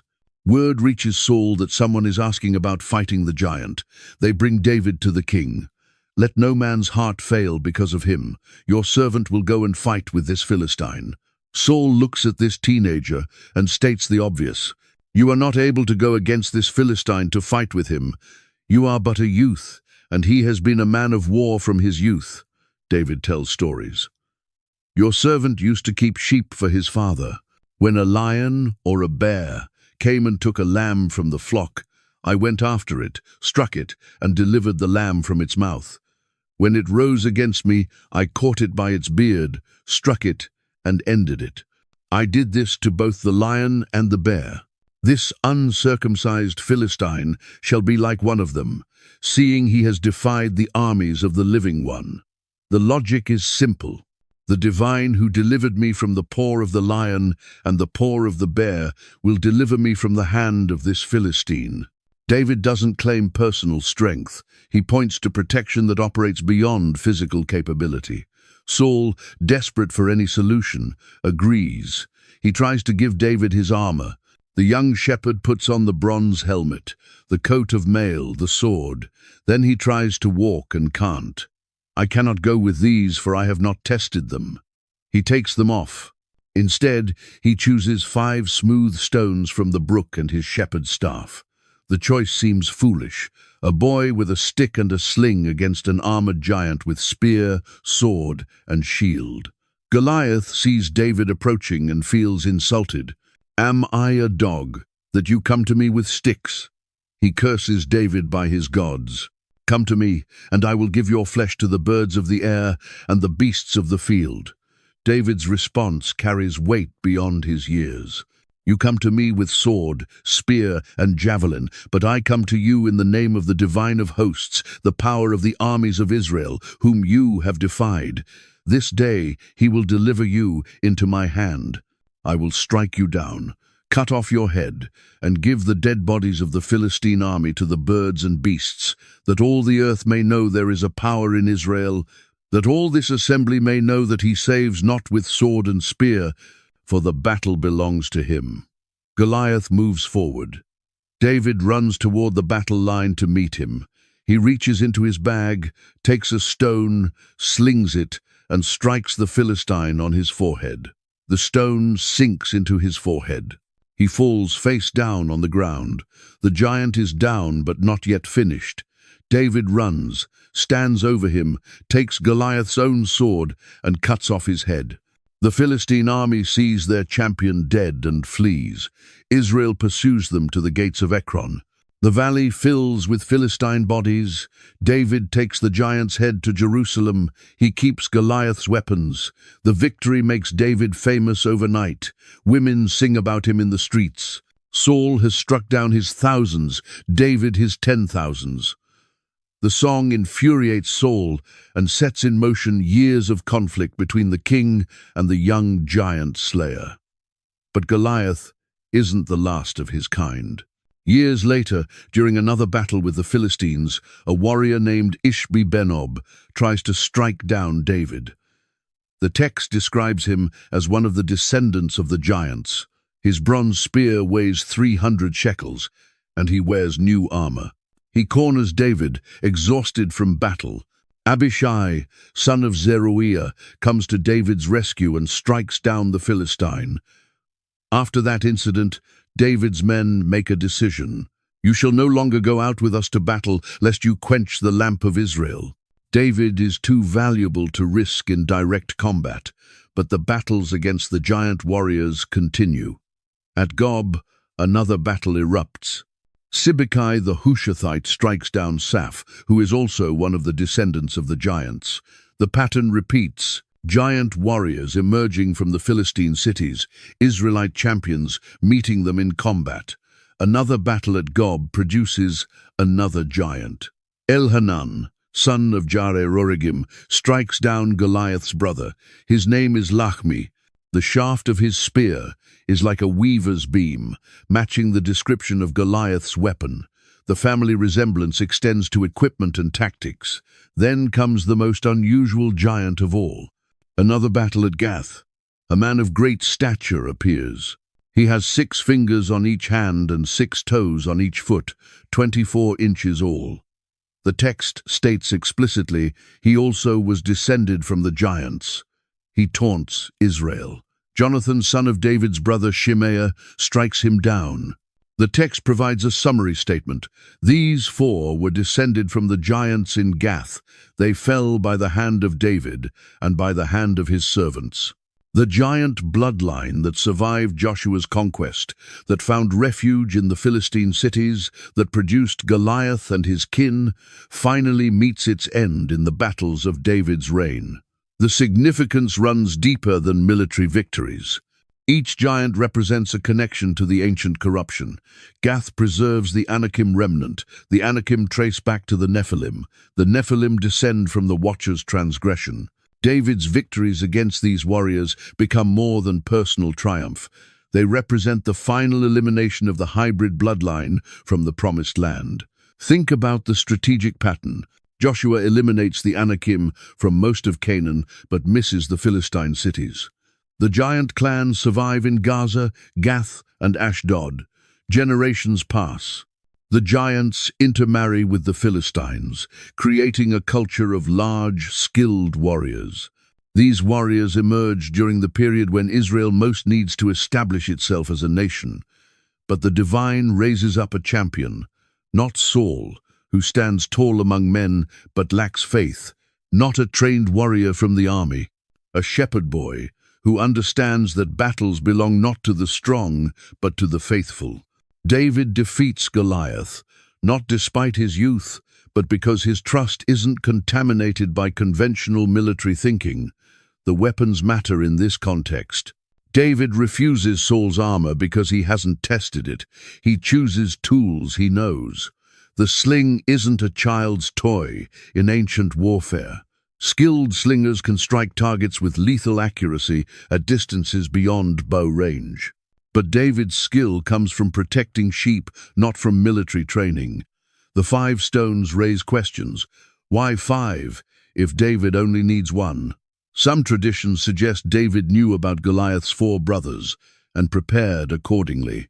Whether this is accurate or not, the later battles confirm that Goliath has family. The giant problem isn't solved with one victory. It requires systematic elimination of the entire bloodline.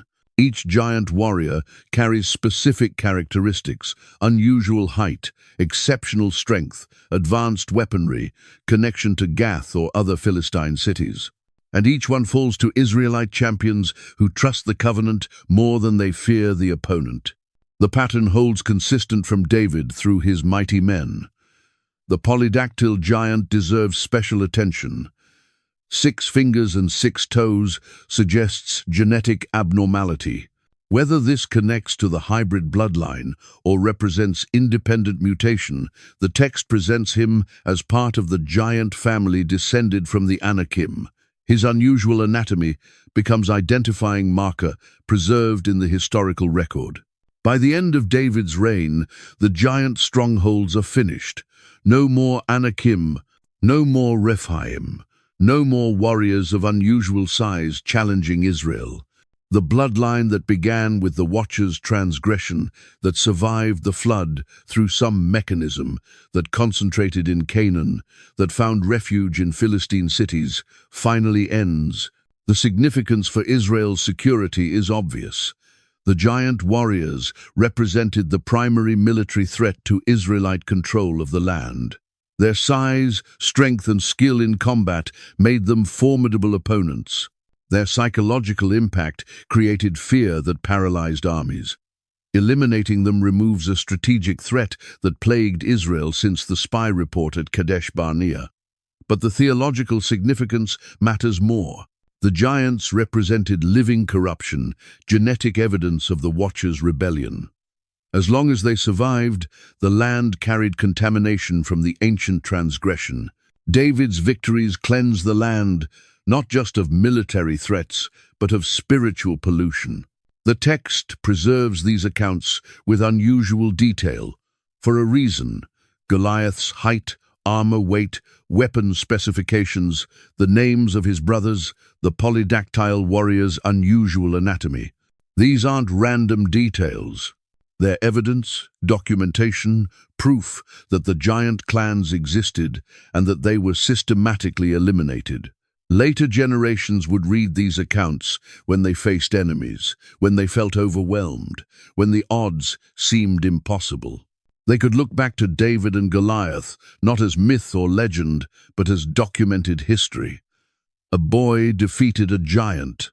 A shepherd became king. The impossible happened because covenant promise outweighs physical disadvantage. The last strongholds fall not through conventional warfare, but through faith-driven combat. David doesn't defeat Goliath because he's stronger. He wins because he understands who fights with him. His mighty men don't overcome the other giants through superior size. They prevail because they trust the same covenant that protected David. By the time the final giant falls, an era ends. The bloodline that stretched back through the Anakim to the Nephilim to the Watchers reaches its conclusion. The last physical evidence of the ancient corruption is removed from the land. The promised territory is cleansed. The covenant people secure their inheritance. But the spiritual battle continues. The giants are gone, but the memory of what they represented persists. The corruption they embodied finds new expressions. The rebellion they descended from continues in different forms. David defeats the last giants with weapons, but the struggle against the forces that created them requires different tools entirely. The spiritual war, demons and idols. The physical giants fall, but something persists. The Book of Enoch provides an explanation that connects multiple threads. When the Nephilim are destroyed, their spirits don't simply vanish. Being hybrids, neither fully human nor fully angelic, they occupy a category outside normal death. The text suggests these disembodied spirits become what later tradition calls demons. Think about what this implies. The giants consumed everything. Their appetites drove them to devour animals, humans, even each other. According to Enoch's account, when their physical bodies are destroyed in the flood and later in the conquest, their spirits remain, still driven by the same consuming hunger, but now without bodies to satisfy it. This explains a pattern throughout the biblical text. Demons consistently seek embodiment. They possess humans and animals. They drive their hosts to destructive behavior. They resist, being cast out into the abyss, into the waterless places. Their desperation for physical form makes sense if they're disembodied spirits of beings who originally had bodies. The text connects this to another phenomenon. After Babel disperses humanity, each nation develops its own gods. These aren't random inventions. The pattern is too consistent. Every ancient culture worships beings who demand blood sacrifice, who claim supernatural power, who promise knowledge and control. The biblical text suggests these national gods are actually fallen spiritual beings. The connection runs through the Canaanite pantheon. Baal, Asherah, Molech, Chemosh, the gods of the nations surrounding Israel. The texts describe them with specific characteristics. They require child sacrifice. They involve ritual prostitution. They promise fertility and power. They operate through priests who practice divination and sorcery, but Deuteronomy provides crucial interpretation. When the Most High gave to the nations their inheritance, when he divided mankind, he fixed the borders of the peoples according to the number of the sons of divine beings. The ancient dispersal from Babel assigned nations to spiritual powers. These powers, rather than directing their assigned peoples toward the true divine, set themselves up as objects of worship. Psalm 106 makes the connection explicit. They served their idols, which became a snare to them. They sacrificed their sons and daughters to the demons. They poured out innocent blood, the blood of their sons and daughters, whom they sacrificed to the idols of Canaan. The equation is direct. The idols represent demons, the national gods are fallen beings. This reframes Israel's entire mission. The conquest of Canaan isn't just about taking land, it's about breaking the power of these spiritual entities over the territory. The command to destroy the Canaanite populations completely, to tear down their altars, to burn their asherim, to obliterate their high places, all of it serves to eliminate the infrastructure through which these beings operate. The connection to the Watchers becomes clear. The fallen angels who descended and corrupted humanity established patterns of worship. They taught forbidden knowledge. They demanded worship in exchange for power. After their binding, their influence continues through their offspring's disembodied spirits and through the corrupted religious systems they established. This explains Israel's constant struggle with idolatry. It's not just cultural pressure or political convenience. When Israel adopts Canaanite worship practices, they're tapping into real spiritual powers that offer real, if temporary, results. The prophets don't argue that foreign gods are imaginary. They argue that these beings are rebels, fallen, powerless compared to the Most High. The sacrificial system takes on new meaning in this context. Israel's offerings are directed to the divine, not to the demons the nations serve. The blood on the altar represents atonement, not appeasement of hungry spirits. The priesthood operates under divine authority, not demonic influence. The entire system establishes a different relationship between the spiritual and physical realms. The warfare language throughout Scripture makes more sense. We wrestle not against flesh and blood, but against the rulers, against the authorities, against the cosmic powers over this present darkness. The battle isn't primarily military or political. Those are surface manifestations of deeper spiritual conflict.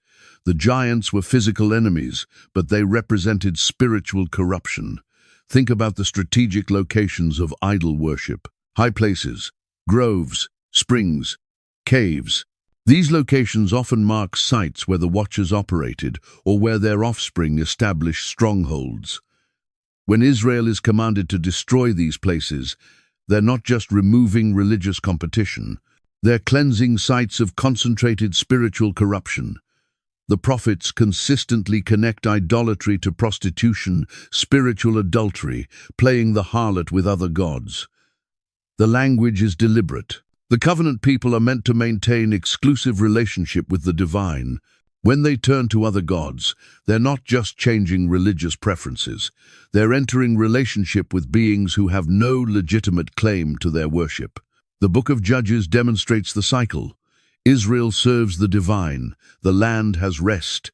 The generation that experienced deliverance dies. The next generation serves the Baals and Ashtoreths. Oppression comes through surrounding nations. Israel cries out. A judge is raised up. Deliverance comes. The pattern repeats. Each cycle shows the magnetic pull of the demonic powers embedded in the regional culture. But certain individuals stand out. Gideon tears down his father's altar to Baal. Samuel commands Israel to put away foreign gods. Elijah confronts the prophets of Baal on Mount Carmel. Josiah destroys the high places and breaks the Asherah poles. Each reformer recognizes that the battle is spiritual before it's political or military. The Elijah confrontation is particularly revealing. 450 prophets of Baal gather. They call on their God from morning until noon. They leap around the altar. They cut themselves with swords and lances until blood gushes. They continue into the evening. But there is no voice, no answer, no response. When Elijah calls on the Most High, fire falls immediately. The demonstration proves a point. The foreign gods have real power in some contexts, enough to maintain worship and devotion. But when directly challenged by the true divine, they're exposed as vastly inferior. The contest isn't between equal powers, it's between the Creator and created beings in rebellion. The exile happens largely because of this spiritual adultery. Israel and Judah chase after the gods of the nations. They adopt Canaanite worship practices. They sacrifice their children to Molech. They consult mediums and necromancers. They pursue the very practices the Watchers originally taught. The northern kingdom falls to Assyria. The southern kingdom falls to Babylon.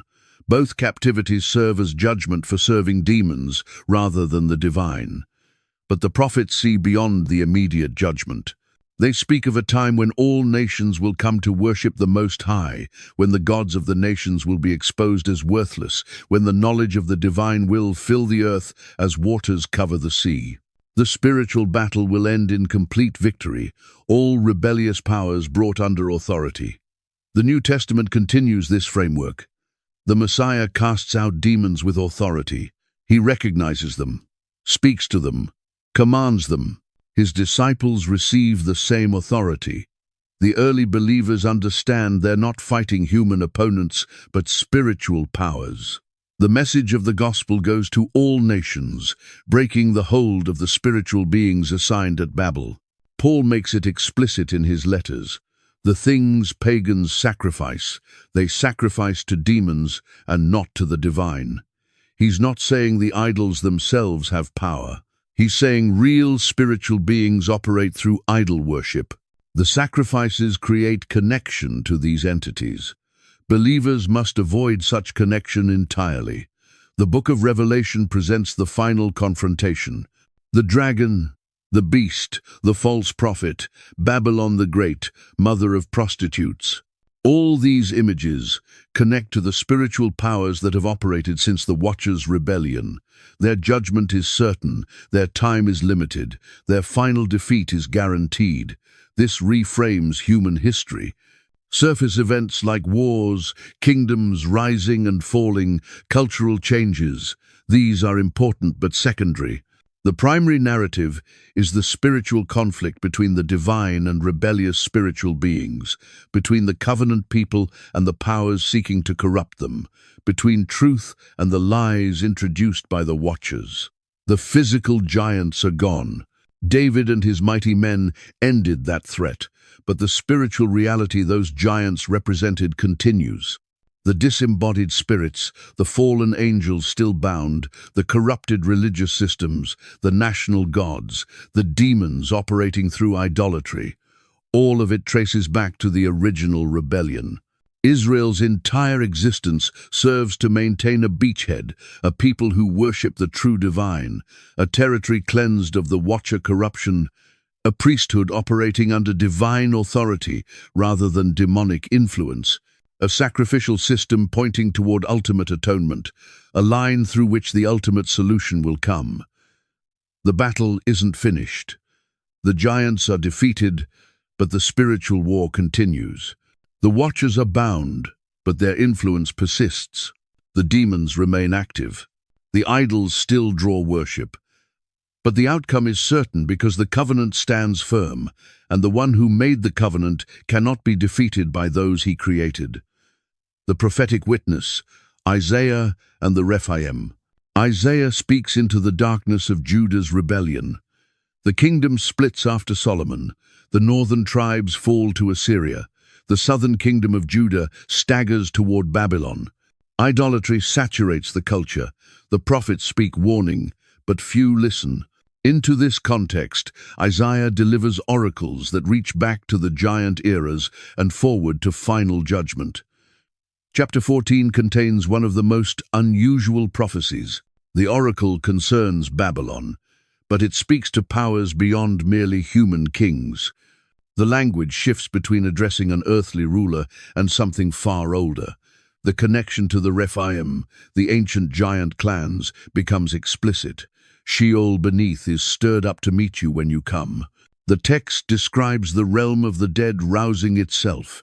It stirs up the Rephaim for you, all who were leaders of the earth. It raises from their thrones all who were kings of the nations. The Rephaim are named specifically. These aren't generic dead. They're the ancient giant clans now in the grave, summoned to witness the fall of Babylon's king. The Rephaim speak. You too have become as weak as we. You have become like us. The irony cuts deep. The king who claimed divine status, who built a kingdom on violence and conquest, who thought himself beyond death, now joins the defeated powers in the grave. The giants who once dominated the earth mock his arrival, but the oracle goes deeper. How you are fallen from heaven, O day star, son of dawn! How you are cut down to the ground, you who laid the nations low! The language shifts. This isn't just a human king anymore. The text speaks to something that fell from heaven, that once held a position, now lost. The ambition is spelled out. You said in your heart, I will ascend to heaven. Above the stars I will set my throne on high. I will sit on the mount of assembly in the far reaches of the north. I will ascend above the heights of the clouds. I will make myself like the Most High. The pride is absolute. The rebellion is total. The claims mirror the Watcher's original transgression. Then comes the judgment. But you are brought down to Sheol, to the far reaches of the pit. Those who see you will stare at you and ponder over you. Is this the one who made the earth tremble, who shook kingdoms, who made the world like a desert and overthrew its cities? The mighty fallen, the proud humiliated, the seemingly invincible exposed as mortal. The Rephaim witnessed this fall because they experienced it themselves. They too claimed power beyond their station. They too dominated nations. They too seemed unstoppable. But they're in Sheol now, powerless, diminished, reduced to shadows. The king of Babylon follows the same path. The pattern repeats. Isaiah returns to the Rephaim in chapter 26. The text contrasts the living divine with dead idols. The dead do not live, the Rephaim do not rise. Therefore you have punished and destroyed them and wiped out all remembrance of them. The judgment is complete. The giants faced more than physical death. Their names are erased. Their power is broken. Their very memory is targeted for destruction. This matters in the context of Israel's covenant. The nations worship gods connected to the Watchers and their offspring. These gods promise power, victory, immortality, but Isaiah declares they're powerless. The Rephaim don't rise. The giants stay dead. The powers behind the idols face the same judgment as those they deceived. The contrast is deliberate. Your dead shall live. Their bodies shall rise. Those who dwell in the dust will awake and sing for joy. The covenant people receive resurrection promise, but the Rephaim, they remain in the dust. The distinction isn't arbitrary. It marks the difference between those aligned with the covenant and those aligned with the rebellion. Other prophets pick up the theme. Ezekiel describes the princes of the north and all the Sidonians going down to the pit in shame.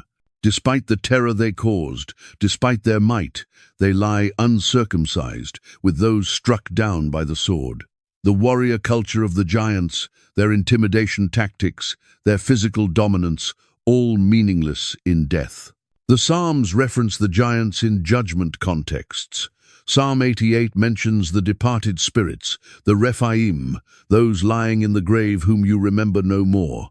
The implication is clear. These beings, once feared, now forgotten. Their power ended, their terror silenced, their very existence reduced to cautionary tale. But Isaiah's use of the Rephaim serves specific rhetorical purpose. When he wants to communicate total defeat, absolute humiliation, complete reversal of fortune, he points to the giants. They were the standard of power in ancient memory. Their fall represents the ultimate cautionary tale. Any king, any nation, any power that follows their path will share their fate. The political application is sharp. Babylon seems invincible in Isaiah's time. Egypt claims divine authority for its pharaohs.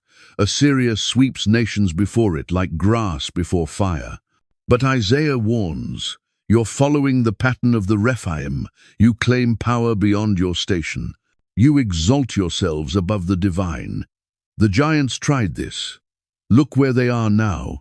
The spiritual application cuts deeper. The powers operating through these kingdoms, the spiritual forces driving their conquest and cruelty, they follow the same rebellion that motivated the Watchers. They seek worship due only to the Creator. They promise knowledge and power. They demand blood sacrifice. They corrupt everything they touch, and they will share the Watchers' fate. Think about the strategic use of this language. Isaiah could simply say, "Kingdoms fall, empires crumble, tyrants die." True enough, but unpersuasive to powers convinced of their own immortality. Instead, he invokes the deepest fear. You think you're special? You think you're different? The Rephaim thought the same. They were giants. They seemed invincible. They're dust now. You'll join them. The imagery of Sheol stirring to receive fallen rulers. This isn't random poetic device. It draws on actual ancient Near Eastern belief about the underworld as conscious realm, where the mighty dead maintain some form of existence. Isaiah uses this framework to make his point.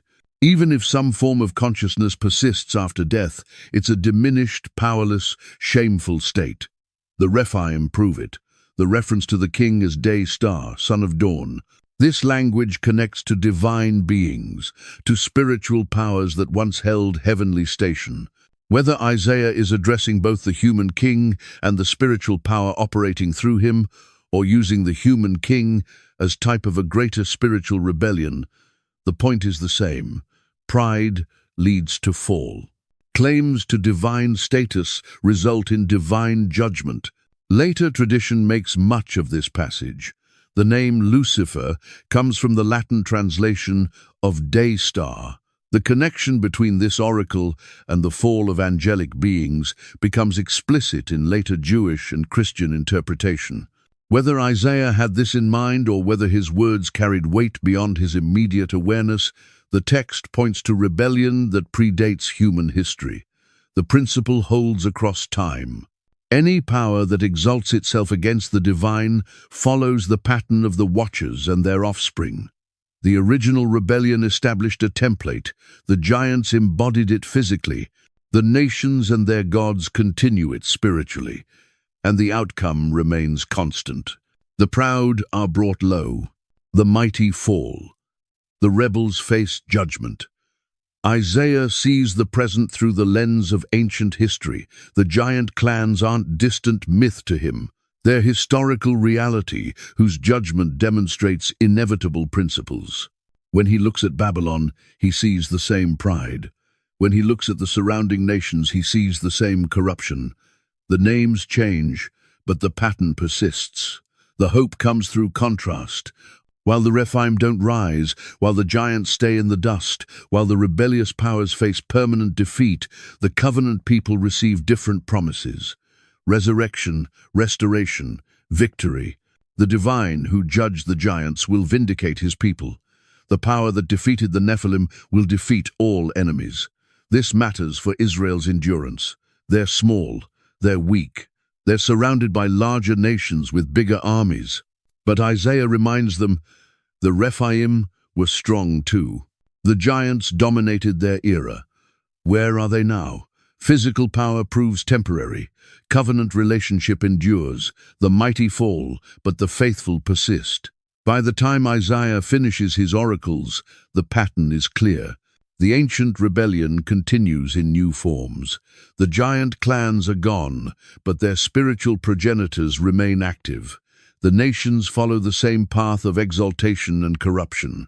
But the judgment that fell on the Rephaim waits for all who walk that path.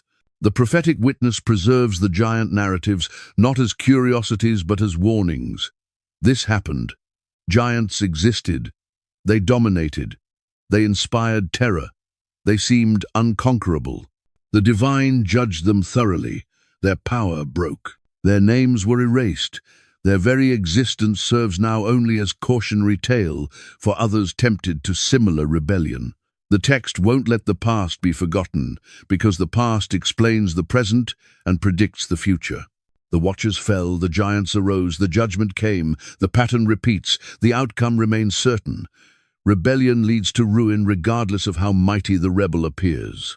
The echoes in mythology, global legends. Humanity scatters from Babel carrying memories. Each clan takes its language, its traditions, its stories of what came before. They spread across continents. They establish new civilizations. They develop distinct cultures. But beneath the surface differences, a pattern emerges. The same stories appear everywhere. Start with the flood accounts. Over 200 cultures worldwide preserve narratives of a catastrophic deluge that destroyed most of humanity. The details vary, but the core remains consistent. A righteous man receives warning. He builds a vessel. He saves his family and animals. Waters cover the earth. The vessel lands on a mountain. Humanity begins again. The Mesopotamian epic of Gilgamesh tells of Utnapishtim. He builds a cube-shaped boat. He survives the flood sent by the gods. He releases birds to find dry land. The parallels to Noah are unmistakable, but the Gilgamesh account includes corrupted details. Multiple gods argue about the flood. The survivor gains immortality through the experience. The divine becomes committee, the miracle becomes magic. The Greek account speaks of Deucalion. Zeus sends a flood to destroy humanity. Deucalion and his wife Pyrrha survive in a chest. They land on Mount Parnassus. They repopulate the earth by throwing stones that become people. The core truth remains, but wrapped in fantastic embellishment. Hindu texts describe Manu. A fish warns him of coming flood. He builds a ship. The waters rise. The fish guides the ship to a mountain. Manu alone survives to restart humanity. Same pattern, different names, corrupted details, but preserved memory. Chinese legends tell of Gun and Yu. The Great Flood covers the earth. Yu works to control the waters. Humanity nearly perishes. A remnant survives. The civilization rebuilds. The memory persists, even as theological framework shifts to fit Chinese cosmology. Native American tribes from different regions preserve flood stories. The Hopi speak of worlds destroyed by water. The Ojibwe tell of Wenabuzu surviving on a raft. The Aztec codices describe ages of destruction, including one by flood. Isolated cultures with no apparent contact all remember the same catastrophe. But the flood is just the beginning. Nearly every ancient culture tells stories of gods descending to mate with humans, divine beings taking human form, sky gods coming down, heavenly beings producing hybrid offspring. The pattern repeats across civilizations separated by oceans and millennia. Greek mythology centers on this theme. Zeus takes human form repeatedly to father demigods. Other Olympians do the same. The result is heroes of extraordinary ability. Heracles, Perseus, Achilles, born of divine father and human mother, possessing superhuman strength, performing impossible feats, but ultimately mortal. The parallels to the Nephilim are precise. Divine beings descend. They mate with humans. They produce offspring of great size and strength. These hybrids become mighty warriors. They dominate their generations. The Greeks call them heroes. The Hebrews call them giants. Different words. Same phenomenon. Norse mythology follows the same pattern. The Aesir gods interact with humans. Unions produce notable figures. The giants or Jotnar exist as a separate race of powerful beings. They war with gods and men. They possess great strength. They die, but their memory endures. The framework mirrors the biblical giant accounts. Hindu texts describe the Devas and Danavas, powerful beings born of gods and other entities. They possess extraordinary size and strength. They war against the Devas. They spread corruption. They face judgment. The categories mirror the biblical framework of angels, watchers, and Nephilim. The Epic of Gilgamesh presents its hero as two-thirds divine. His mother is the goddess Ninsun. His father is human. The resulting hybrid possesses superhuman strength and endurance. He seeks immortality. He fails to achieve it. The story preserves memory of the hybrid line while corrupting the theology around it. Egyptian mythology tells of pharaohs as divine offspring. The gods father the kings through human women. This justifies the pharaoh's absolute authority. The claim to divine parentage establishes their right to rule. Whether believed literally or used politically, the pattern matches Watcher accounts. South American cultures speak of Viracocha and similar creator gods. These beings interact with humans, they father hybrid lines, they establish royal dynasties claiming divine descent. The Inca kings trace lineage to the sun god. The theological explanation changes, but the claim to God-human hybrid ancestry persists. Japanese Shinto describes the kami, spiritual beings who interact with the human realm. The imperial line claims descent from the sun goddess Amaterasu. Divine ancestry justifies political authority. The pattern repeats halfway around the world from where Genesis was written. But it's not just divine human unions. Every ancient culture tells of a golden age, followed by corruption and judgment. The Greek ages of man move from gold to silver to bronze to iron. Each age grows worse. Each requires divine intervention. The pattern matches the biblical account of pre-flood paradise, declining into violence. The teaching of forbidden knowledge appears universally. Prometheus steals fire from the gods and gives it to humans. He's punished eternally for this transgression. The story mirrors the Watchers, teaching forbidden arts. Divine knowledge transferred to humans against divine will. Corruption spreading through the gift of technology. Metalwork appears as divine or demonic gift in multiple traditions. The Greeks credit the Cyclopes and Hephaestus. The Celts speak of magical smiths.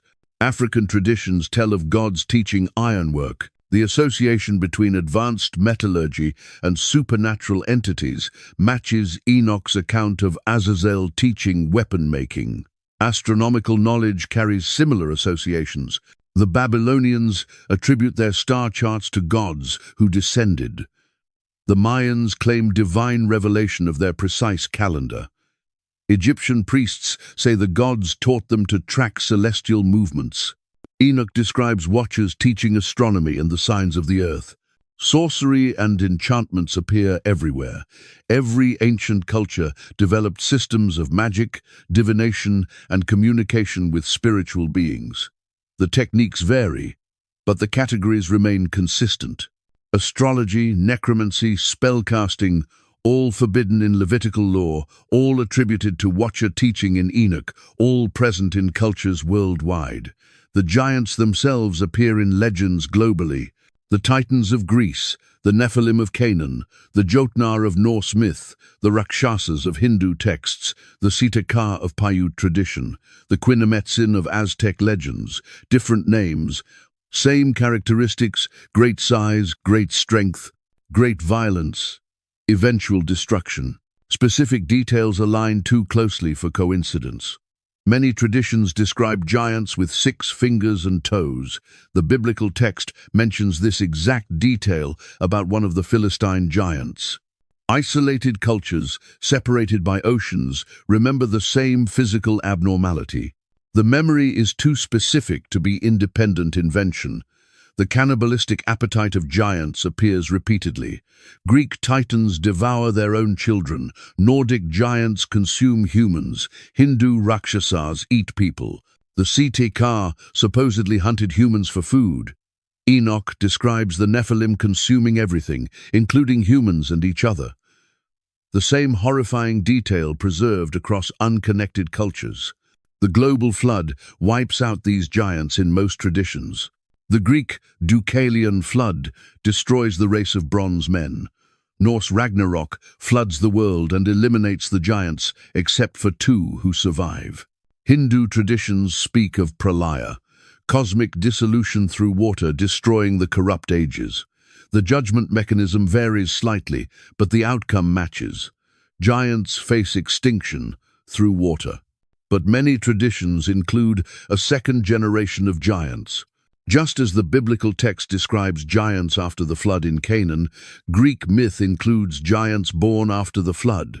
Norse tradition speaks of new giants arising. The pattern of recurrence matches the biblical account. The corruption returns, the giants re-emerge, the judgment must be repeated. Tower of Babel echoes appear in multiple cultures. The Sumerian Enmerkar describes building a massive ziggurat to reach heaven. Mexican pyramids explicitly serve to connect earth and sky. The languages confused at Babel match scattered legends of humanity, once speaking a single tongue, then dividing. The event leaves cultural memory worldwide. Consider what this global consistency suggests. Either hundreds of isolated cultures independently invented the same stories about floods, giants, divine human hybrids, forbidden knowledge, and judgment, or they all carry corrupted memories of real events. The former requires extraordinary coincidence. The latter requires only that humanity scattered from a common origin, carrying shared history. The corruption of the memories makes sense. As clans dispersed from Babel, they no longer had prophets like Moses to preserve accurate accounts. They relied on oral tradition. Details shifted, names changed, theological frameworks adapted to new contexts. But the core memories persisted because they were real. The Greeks turned the Watchers into Olympians. The rebellion became colorful adventure. The judgment became family drama. The corruption became romantic escapade. The framework changed from monotheism to polytheism, but the events underneath remain recognizable.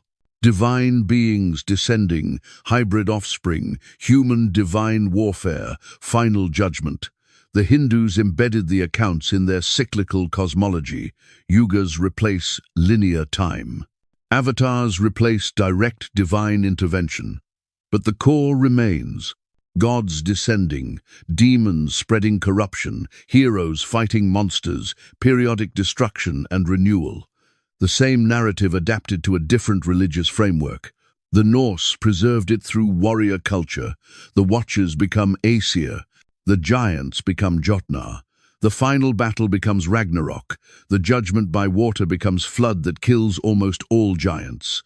The second judgment becomes fire that consumes the world. The theological framework shifts, but the event sequence matches. The skeptic argues these are archetypes, universal patterns emerging from shared human psychology. But this doesn't explain the specific details. Why do isolated cultures remember six-fingered giants? Why does astronomical knowledge consistently connect to transgressive divine teaching? Why does nearly every flood account include a righteous man, a boat, and birds sent out to find land? Universal archetypes explain broad similarities, not precise matching details. The alternative explanation is simpler. Humanity witnessed these events. The Watchers descended. Giants were born. Forbidden knowledge spread. The flood came. Babel dispersed the survivors. Each clan carried the memories, but corrupted them over generations through the lens of their developing religious systems and mythologies. This means the biblical account isn't borrowing from mythology. Mythology is the corrupted echo of the biblical events. The Genesis narrative, preserved through prophetic tradition and divine revelation, maintains the accurate version. The surrounding cultures retain fragments distorted through generations of oral tradition and theological drift. The implications reshape how we read ancient texts. The Epic of Gilgamesh isn't the original flood story that Genesis copied. It's a corrupted Mesopotamian memory of the real flood that Genesis accurately preserves. Zeus fathering demigods isn't pure fiction. It's a polytheistic reinterpretation of the Watchers' transgression. The Titans aren't invented monsters. They're cultural memory of the Nephilim. This explains why early Christian apologists like Justin Martyr and Clement of Alexandria reference pagan myths. They didn't see them as competing truth claims. They saw them as corrupted confirmations. The whole world remembers a flood because the flood happened. Every culture tells of God-human hybrids because the Watchers really descended.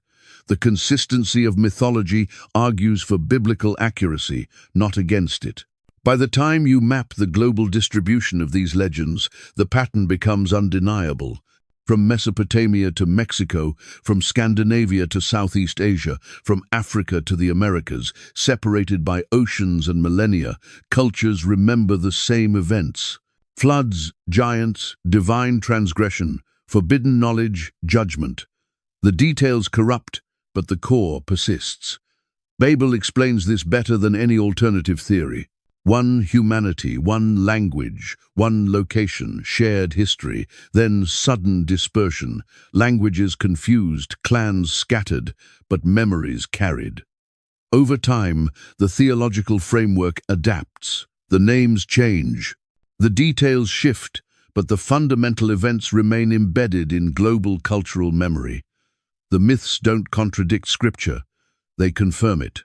They're exactly what we'd expect if the biblical account is accurate and humanity scattered from Babel carrying corrupted memories. The giants lived, the watchers fell, the judgment came, and the whole world remembers, because the whole world descended from those who witnessed it. The unfinished battle from Genesis to Revelation. The narrative arc spans from paradise to promised kingdom. Genesis 3 establishes the central conflict. The serpent deceives the woman. Humanity falls. But in the curse comes the first promise. I will put enmity between you and the woman, between your offspring and her offspring. He shall bruise your head, and you shall bruise his heel. This promise frames everything that follows. 2 lines, 2 seeds, the offspring of the woman versus the offspring of the serpent. 1 line leads to redemption. The other leads to destruction. The entire biblical narrative traces these competing bloodlines through history. The Watcher's descent represents the serpent's first major counterstroke.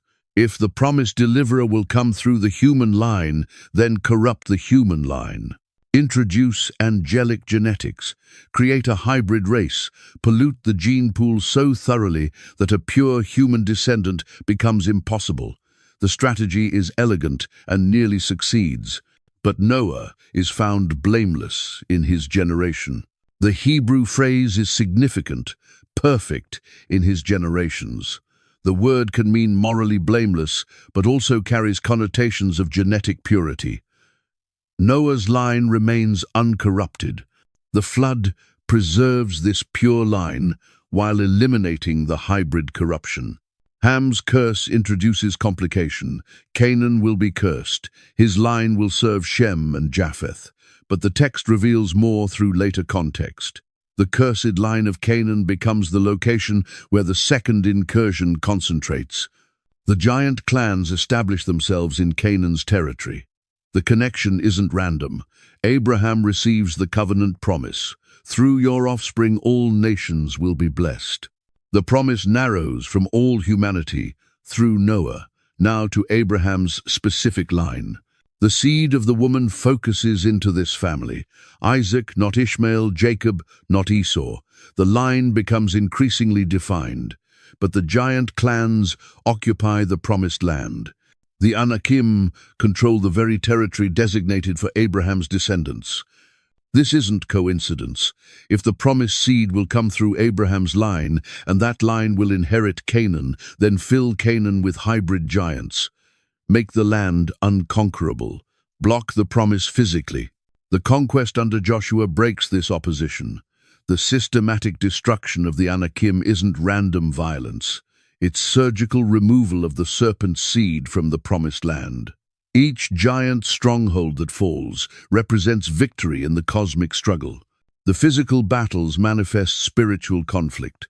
David's defeat of Goliath becomes pivotal. A shepherd boy from Bethlehem defeats the giant champion. The location matters.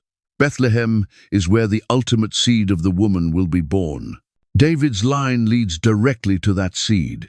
His victory over the Philistine giant foreshadows the ultimate victory of his descendant over all enemies. The prophets maintain focus on the coming deliverer. Isaiah speaks of a virgin bearing a son. Micah identifies Bethlehem as the birthplace. Daniel describes a kingdom that will crush all others. The promises accumulate. The seed of the woman takes shape across prophetic vision. A king, a priest, a sacrifice, a conqueror. The New Testament opens with genealogy. Matthew traces the line from Abraham through David to Joseph. Luke traces it back to Adam. The point is establishing that this child, born in Bethlehem to a virgin, represents the promised seed. The line, preserved through flood, famine, war, and exile, reaches its fulfillment. But opposition continues. Herod attempts to eliminate the child through infanticide in Bethlehem. The serpent seed tries again to prevent the promise. The strategy fails. The family flees to Egypt. The child survives. The pattern holds. The seed of the woman cannot be stopped. The ministry reveals the nature of the conflict. The Messiah casts out demons with a word. He heals those oppressed by spiritual forces.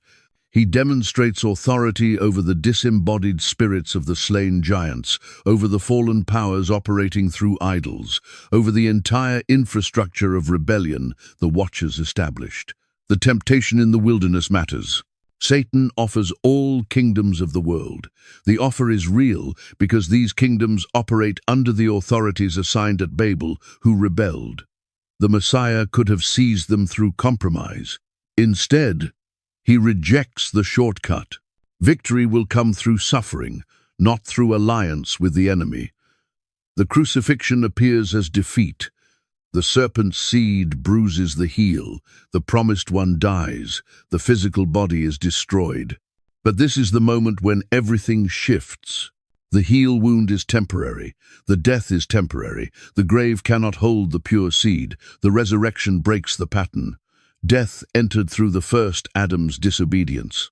Death is defeated through the second Adam's obedience. Where the first Adam failed in a garden, the second Adam succeeds through a garden tomb. The power of death held since the fall shatters. The seed of the woman rises. The ascension establishes authority. All authority in heaven and earth is given to him.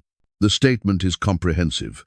The rebellious powers assigned at Babel, the fallen watchers bound in prison, the demons operating through idolatry, all of them face a higher authority now. The kingdom begins breaking into the present age. The apostles extend the conflict. They preach in the name of the risen Messiah. They cast out demons. They confront the powers operating through the Roman pantheon, through Greek philosophy, through mystery religions. The gospel advances territory by territory, breaking the hold of the Babel authorities over nation after nation. Paul makes the conflict explicit. We wrestle not against flesh and blood. The real enemies are rulers, authorities, cosmic powers, spiritual forces of evil. The vocabulary matches the framework established in Genesis and developed through the conquest. The battle continues, but the weapons change. Not swords but truth, not spears but faith, not shields but righteousness. The book of Hebrews connects all the threads. The Messiah is superior to angels. He serves as eternal priest in the order of Melchizedek. He offered himself as perfect sacrifice. He entered the true tabernacle in heaven. The entire Old Covenant system pointed toward him. The line preserved from Noah through Abraham through David reaches its fulfillment. 1 Peter references the imprisoned spirits. The Messiah proclaimed victory to the spirits in prison who disobeyed long ago when God's patience waited in the days of Noah. The bound watchers receive news of their ultimate defeat. The rebellion they started reaches its end in the very one they sought to prevent through corrupting the human line. 2 Peter and Jude quote Enoch explicitly. They reference angels who sinned and are kept in chains of darkness. They mention the judgment awaiting them. They validate the Enochian account as accurate history. The rebellion of the Watchers is treated as established fact, not myth or metaphor. Revelation pulls everything together. The dragon, the ancient serpent, identified explicitly as Satan, wages war against the woman and her offspring. The imagery reaches back to Genesis 3. The conflict that began in Eden continues through history to the end of the age. The beast rises from the sea. It receives authority from the dragon. It demands worship from all nations. The image mirrors Nimrod's Babel, the giant kingdoms, the idolatrous systems established after the dispersion.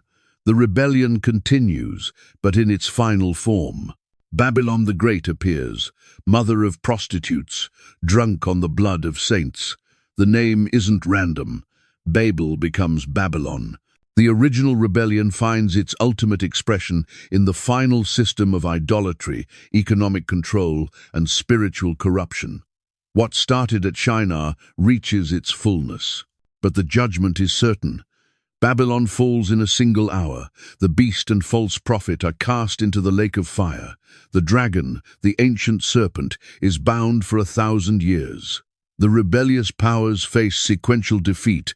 The victory established at the cross manifests progressively through history. The final rebellion comes after the 1,000 years. Satan is released. He gathers the nations for war.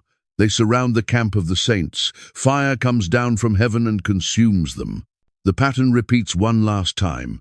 Rebellion gathering judgment through fire, but this time it's final. The great white throne. Judgment processes all the dead. Death and Hades give up their captives. The Watchers face final sentencing. The demons receive their permanent destination. The Rephaim who didn't rise are judged. Every rebellious being, from the first Watcher to the last human follower, stands before the throne. Then comes the new creation, new heaven, new earth. The old order passes away. Death itself is destroyed, the curse is lifted, the garden city descends, the tree of life grows again, humanity restored, creation renewed. The promise to the woman in Genesis 3 reaches complete fulfillment. The victory was always certain. From the moment the promise was given, the outcome was established. The serpent could bruise the heel but not prevent the head crushing. The Watchers could corrupt, but not completely. The giants could intimidate, but not conquer. The demons could oppress, but not destroy. The idols could deceive, but not defeat. The seed of the woman perseveres through everything, preserved through the flood in Noah, protected through the conquest in Abraham's line, purified through judgment in David's victories, perfected in the Messiah's incarnation, proclaimed through the apostles, completed in the final victory. The line never breaks because the promise cannot fail. Think about the strategic patience. Thousands of years, from promise to fulfillment, generations living and dying in the conflict. The Watchers bound, but their influence continuing. The giants eliminated, but the spiritual battle persisting. Why the delay? Because the victory must be complete. Every knee will bow. Every tongue will confess. Total voluntary submission, not forced compliance. The Watchers watch from their prison. They see their offspring destroyed. They witness their schemes fail. They observe the very seed they tried to corrupt, crushing the serpent's head. Their rebellion, which seemed so promising, so powerful, so close to success, ends in absolute defeat. And they remain conscious of it, locked in darkness, awaiting final judgment. The cosmic scope is staggering. From the highest heaven to the depths of Sheol, from before the foundation of the world to the eternal state beyond time, from the first human to the last demon, the entire creation, visible and invisible, participates in the conflict and witnesses the resolution. But it centers on a bloodline, Eve's offspring, Noah's line, Abraham's seed, David's descendant, the Messiah from Bethlehem. One continuous thread through the chaos of human history. Protected, preserved, purified, perfected. The vehicle through which the promise reaches completion. The battle is finished, but not yet concluded. The victory is won at the cross. The outcome is certain from Genesis 3, but the manifestation of that victory unfolds across time.